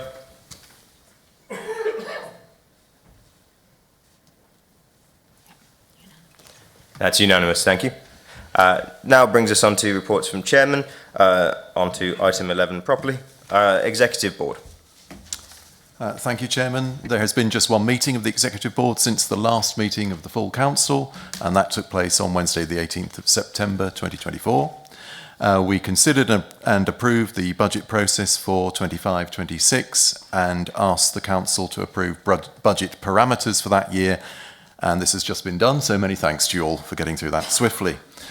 We also agreed to ask the Council for £175,000 for the internal refurbishment of the public toilets at St Andrews, Droitwich, and we've also just voted on that one too, so that's all good. We considered and agreed the Council's response to the NPPF proposals, which we've been talking about earlier this evening. The portfolio holder for Planning, Infrastructure and Urban Design explained the impact that the government's proposals would have on our district. The increase in housing in numbers in rural areas, the importance of infrastructure provision and bringing empty properties into use were all well highlighted in that discussion. We all hope that the government will consider the responses that it receives from our council and other councils to the NPPF very carefully. The Communities and Funding Advisory Panel have been busy again, and we were asked to approve Section 106 contributions totalling over £18,000 for Offanem and Hanbury Parish Councils to help provide vital facilities in those areas. Thank you, Chairman. Thank you. Unless there are questions, this brings us on to item 12, the Overview and Scrutiny Committee. Thank you, Chairman. There's been 2 meetings of ONS since the last council meeting. At these meetings, we've had reports from officers and executive covering a broad range of topics from the South Worcestershire Safety Partnership to Wychavon Leisure. At our last meeting, we agreed on the membership for this year's Budget Scrutiny Task and Finish Group, and I'm pleased to say, following a workshop earlier this month, we have a new format for the process, which will include training for members, face-to-face meetings, and the inclusion of the Executive Board and Divisional Directors, all of which I hope will aid both members and officers throughout this important piece of work. Lastly, I look forward to our meeting in December. Yes, I really do look forward to our meeting in December, when we will see the first glimpse of the reworked Signals of Success report, which maybe was what the Chairman was just alluding to in terms of unwieldy reports we receive at ONS, which again is a piece of work which has been led on by ONS and should hopefully help all members better understand and scrutinise the performance of the Council. Thank you. Thank you. We next go on to item 13, the Planning Committee. Thank you, Chair. Planning Committee seem to be extremely busy since the last council meeting. We've had 4 Planning Committee meetings, comprising 18 applications ranging from major developments to PIPs, for those not involved with planning in principle, and one last week for a solar farm. Unfortunately, all housing development assessments concentrate on the lack of a 5-year housing supply, and therefore the presumption of the tilted balance being engaged, as per the NPPF, item 11. And it does seem more and more that the planning inspectorate's tilt is getting nearer to the horizontal. Until the SWDPR is completed and adopted and neighbourhood plans in place across the area, local planning decisions are challenging and will need a greater degree of consultation with planning officers, ward members and developers in order to at least achieve an acceptable outcome. Needless to say, we need to thank Ian MacLeod and his staff who are working tirelessly towards producing the review. And also my thanks to Heather Peachy and Kieran Power for their advice and assistance at the committee meetings, and to Carl Brace for his considerable input since joining Wychavon. Thank you, Chair. Thank you. We go next to item 14, the Licensing Committee. Thank you, Chairman. A mercifully short report, given that full licensing committee hasn't met since the last council. Our next meeting is actually next week. The licensing subcommittee has met 3 times and dealt with 11 cars and 4 drivers. And we've had a personnel change on the committee. Councillor Robson has stood down from the committee and Councillor Ciotti will be replacing her. So I'd just like to thank Hannah for her contributions so far, and I'm sure that Judith will be just as good going forwards. Thank you. Next we go to item 15, Member Conduct Committee. Thank you, Chairman. On Monday, the 7th of October, the Member Conduct Committee received updates from the Monitoring Officer by way of verbal reports on the actions arising from the previous meeting of the committee on Monday, the 15th of April, and that was namely the circulation of social media guidance to all Wychavon District Council members and all Wychavon Town and Parish clerks and also on current complaints. The committee also considered a revised procedure drafted by the monitoring officer for dealing with complaints. This draft was further revised by the committee following helpful contributions by members. The chairman of the committee expressed his appreciation for the work of the monitoring officer and the positive and constructive contribution of members of the committee in this regards. Subject to the needs of a special hearing in the intervening period, the next 2 scheduled meetings of the Member Conduct Committee are due to take place at 4 p.m. on Monday the 10th of February next year and on 4 p.m. on Monday the 7th of April next year. Thank you. We go next on to item 16, the Audit Committee. Thank you very much, Chairman. The committee met at the end of September and we reviewed the risk register, which had been revised at the suggestion of the committee to ensure that the impact and mitigation measures on risk were correctly shown. We also considered the internal audit report and, most importantly, the external quality assessment and improvement plan. And the result confirms that the service is operating to the highest level of standards and assurance. We also met, I'm afraid to say, for committee members, slightly early and had a training session along the LGA guidance that 10 questions they said that every audit committee should ask itself. And unfortunately, we only got through 5, so we're having to put the next 5 questions to the February meeting, because at our next meeting, we're going to have an in-depth look at cyber security. And most excitingly, I understand that our external auditors, Ernst & Young, are going to report the last 3 years' accounts to that meeting in November, so that they don't fall foul of the 13th of December backdrop. I am not holding my breath, though. Thank you. So next we go on to item 17. This is questions from members of the council. I believe we start with a question from Councillor Charlie Homer. Thank you, Chairman. The Riverside Shopping Centre in Evesham has become a serious problem. The landlords have shown a blatant disregard for the property, allowing it to fall into disrepair. The centre is visibly unsafe, dirty and neglected, both inside and out. Despite repeated calls for action, the council has been forced to step in and clean up the area at public expense twice in the last 6 months alone. This neglect is an insult to the people of Evesham. What steps are we taking to address this, and what action will we pursue if the landlords continue to disregard their responsibilities? Thank you. And I believe we have a response from Councillor Aaron Powell. Thank you, Chairman. I think everyone in the room can agree with the sentiment of this question.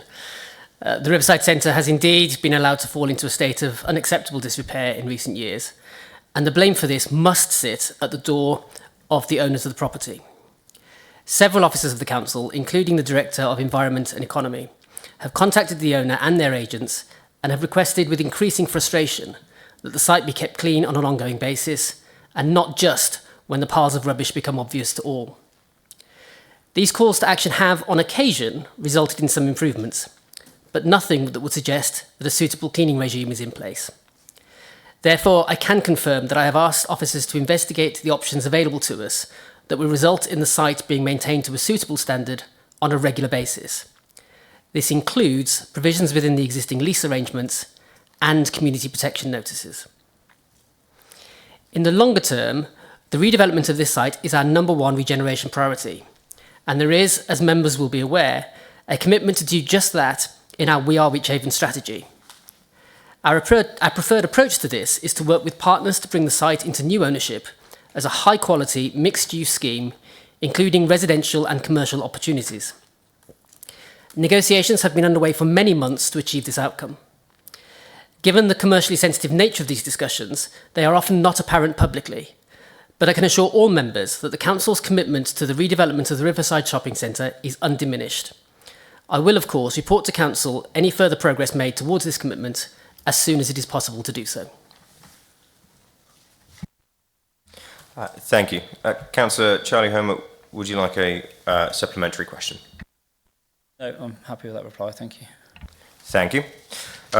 This brings us next on to question from Councillor Angie Crump. Thank you, Chairman. Despite positive comments from Wychavon District Council, parish councils in my area remain unconvinced that the planning department process is improving. What reassurance can the council provide to residents on swift and sound actions given the uncertainty in this area? Thank you. And I believe we have a response from Councillor Paul Middleborough. Thank you, Chair. Whilst I acknowledge concerns raised by external bodies, including parish councils, the development management team has been working diligently to implement a range of improvements. They have successfully recruited permanent staff into key roles, providing greater stability and continuity within the team. Additionally, they have reconstructed the team to enhance focus and efficiency in handling planning applications. The team continues to make significant progress on several fronts, including process improvements designed to streamline our work and enhance service delivery. Importantly, they are not only meeting but significantly exceeding national targets for the speed of decision making, and we're also surpassing our local stretch targets. This demonstrates the real progress being made behind the scenes. I'm confident that the ongoing work and reforms will soon be evident to parish councils and other stakeholders. However, I do acknowledge that the implementation of change does take time, and it may take a little longer for the positive effects of all of these improvements to be fully felt by external bodies. In the meantime, I remain committed to ensuring that our planning process continues to evolve and meets the needs of our community. I'd like to thank Councillor Crump for bringing this to our attention. I think after Councillor Day at Fladbury back in July, I actually raised it with you. Although there's been a bit of a delay in coming to us, I think you'll find that things are well progressed. Thank you.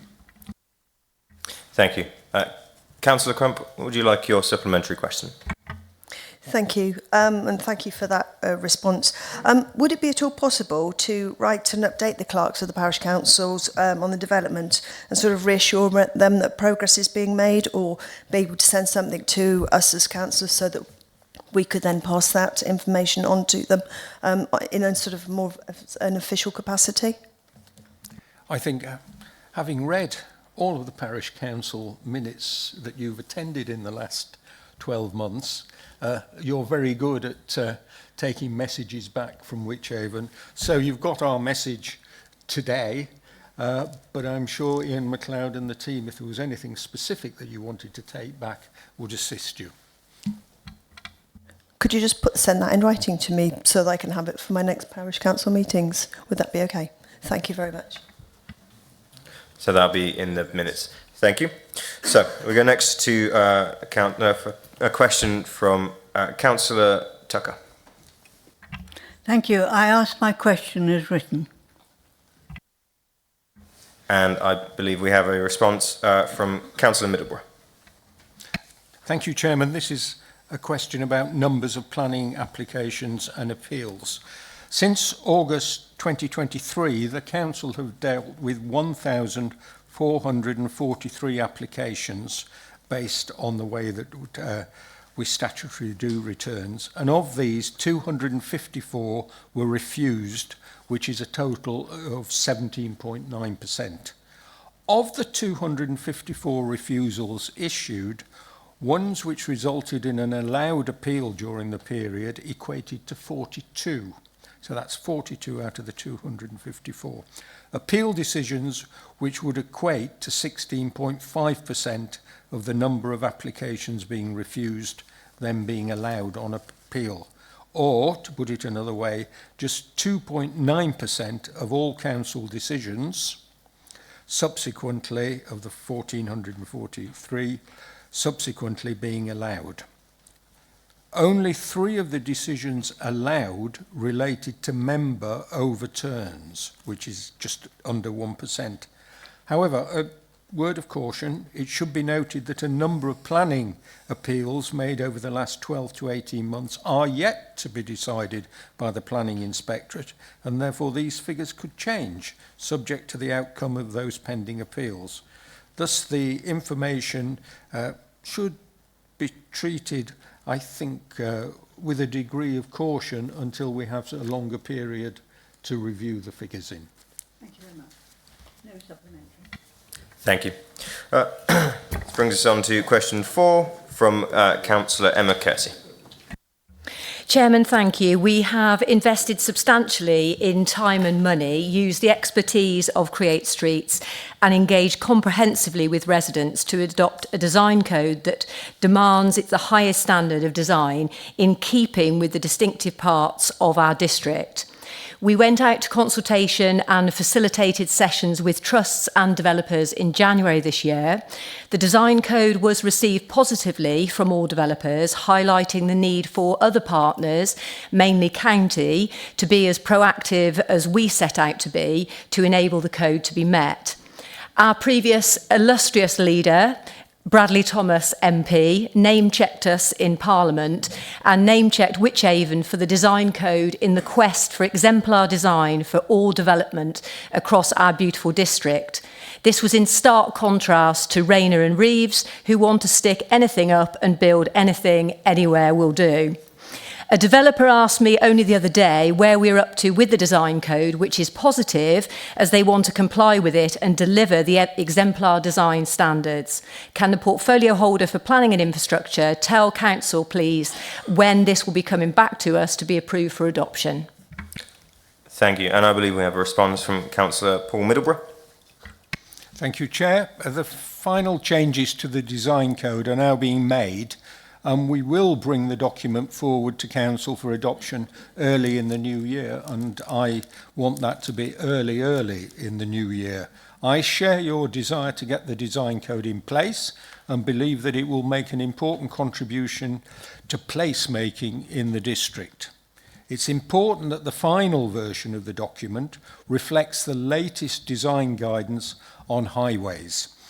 Highways are developing that at the County Council, and as well as current initiatives which are being developed around building standards. By addressing these points now, we will ensure that the document is up to date and effective for a number of years. Thank you. Would you like a supplementary question? Chairman, thank you. Thank you for the response. With regards to highways, that does just make me pose the question, does that mean that the design code, when it's brought back for adoption, is going to be the design code with just the couple of tweaks that we know that weren't deliverable, for example, UPVC windows, or is it going to be a watered down version because we've had to toady to county? I'm sure that we will ensure that we have a proper input from highways. Clearly you have some thoughts about what they were saying early on, and you have those in your mind, but I think the officers will ensure that it is of a quality and standard that we actually want to have. Thank you. I would like to, as a final on the questions, thank Councillor Wilkins for submitting a question on the Raven Hotel, including a question about the recent fall of debris. This being difficult to answer whilst our officers are still in communication with the developers over this matter. I will have officers return to you with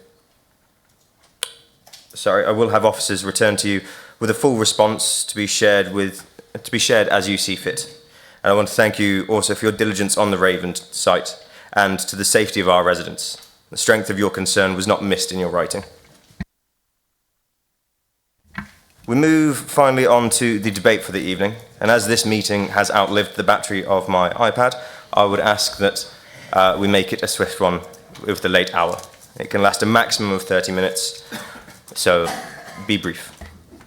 We go to Councillor Emma Stokes for this. Yes, thank you, Chairman. I will intend to be brief. The colleagues to my right will actually see that I've put a pen through quite a lot of my spiel.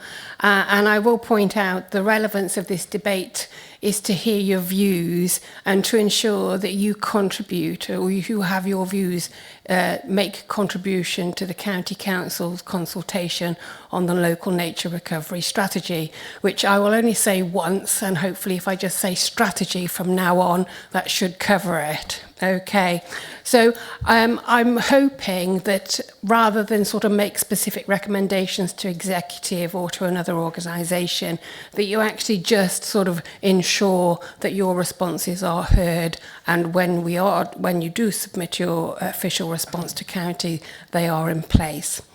The strategy is an initiative aimed at reversing the decline of nature in England. But what is a local nature recovery strategy, and how can Wychavon, as a designated partner, ensure that its own environmental aims, along with that of businesses and residents, are actually met? A key strength of the strategy is the emphasis on community involvement. It aims to create and restore and connect habitats, which is crucial for enhancing biodiversity. Actions such as planting trees, which I have seen you have done so in your recent press release, restoring wetlands and managing woodlands more sustainably can significantly improve the health of local ecosystems. The Environment Act 2021 provides a strong legal framework. This ensures that the strategies are not just well-intentioned planned, but are actionable and enforceable. How can Wychavon's partnership with County ensure that we do get nature recovery in our area? Investing in nature recovery can also bring economic and social benefits. Healthier ecosystems can improve our air, water quality, reduce flood risk, and enhance recreational opportunities. But there is also a conflict between other land users. This is particularly concerning over the allowable build in our green belt area. These areas will inevitably have specific landscape and biodiversity characteristics. So how will we, as the planning authority, consider applications in the green belt? especially if they are identified in the strategy Labour are looking to have, where they want their cake and they want to eat it, which we know that doesn't work. These strategies provide a holistic and inclusive approach to environmental conservation. Clearer guidance, strong governance, adequate funding and effective stakeholder engagement are crucial for these to make a meaningful impact on nature recovery. I will happily hear your debate. Thank you. Could we have anyone who'd like to jump in here? I was meant to speak for next. Pardon me. Councillor Beverley Hardman. Sorry, I was meant to speak. During this time, I like to hold my replies back till after I've heard everybody else speak, but I'm so aware of the timing tonight. Thank you. Councillor Charles Tucker. Thank you, Chairman. The nub of what we're being asked tonight is the local nature recovery strategy. Will it work? And I think that's a key question that the answer isn't as clear as you might like to think. It's well-intentioned. I'm sure that the words which will be generated by it will be magnificent, but the actual question is, can it make things happen? Or indeed, in more simple terms, will it have any teeth? And I must say that I fear, from reading the words in the government's description of local nature strategies, that it will not have any teeth. Because it is all about talking to other people, persuading people to do things, etc., etc. But, Chairman, the point here is that we are in a nature crisis. The government indeed says that we are one of the most nature-depleted countries in Western Europe, and has set the target of 30% of land managed for nature before 2030. Now, I don't see this plan actually achieving any of that, because 2030 requires far more from everyone than is proposed in this plan, but particularly from Wychavon. Wychavon has the power to make things happen. Wychavon has got a record of making things happen when it wants to. And the term for this is intervention. It may not be something which Wychavon has liked to think of very much in the past, but I think it is something which, if we are to make a positive contribution and a movement towards achieving the 30 by 30 goal within our district, it is something which we have to do. Leaving it to others to take the initiative, as we have tended to do in the past, means less will be achieved than is needed to meet that goal. And I only need to refer to our own Intelligently Green plan, where for our previous plan, we had a target of 10 hectares of wetlands, new wetlands being created, and because we wouldn't take any intervention action ourselves, we achieved less than 40% of that. And this crisis of nature cannot accept a 40% return on a target. If we want to achieve the improvement in nature recover and help nature to recover to the extent that we all believe is necessary, we need to take action ourselves, not just rely on others. Thank you, Chairman. Thank you. Councillor Nicola Morris. Thank you. Sadly, because we haven't got much time, I can't really go into this in the depth that I would like to, but I would refer all of you to the 6 inches of soil trailer, which some of you have seen, and we are hoping to get a full showing of the film. The elephant in the room is industrial farming. We have got a massive, massive problem in this country, and unless we start working and looking at a different way of farming, we are never going to achieve what is proposed. The issue is that we think we have cheap food, but it's not cheap because it exploits the land, it exploits the farmers, it exploits our soil, and it exploits our wildlife. Until we start to think differently about the food that we eat and about the corporates who are controlling the whole system, we are never going to get nature recovery. I'll give you a simple example. Bees, neonicotinoids. I won't make this political, but the reality is, before Brexit, we were not allowed to use them. I don't think people really understand how vital bees are. We are absolutely doomed without them.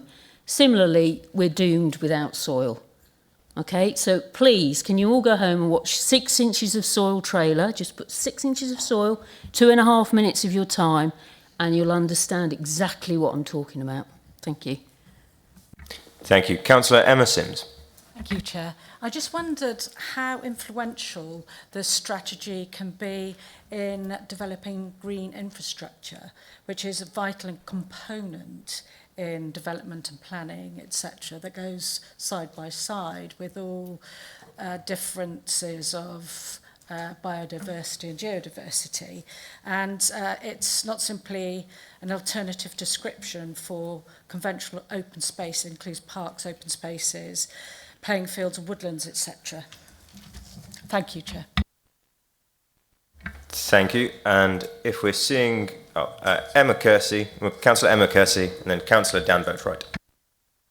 Chairman, thank you. I'm glad that Councillor Morris brought up the subject of food, because the thing that has troubled me for some time is, well, first of all, we're talking about nature recovery strategies, and anything that the government is putting forward, it seems as if everything is working in silo, because we've got all the housing targets that we've been talking about, and then how can you then have nature recovery strategies when actually the very soil that you're talking about, you're planning on building houses on?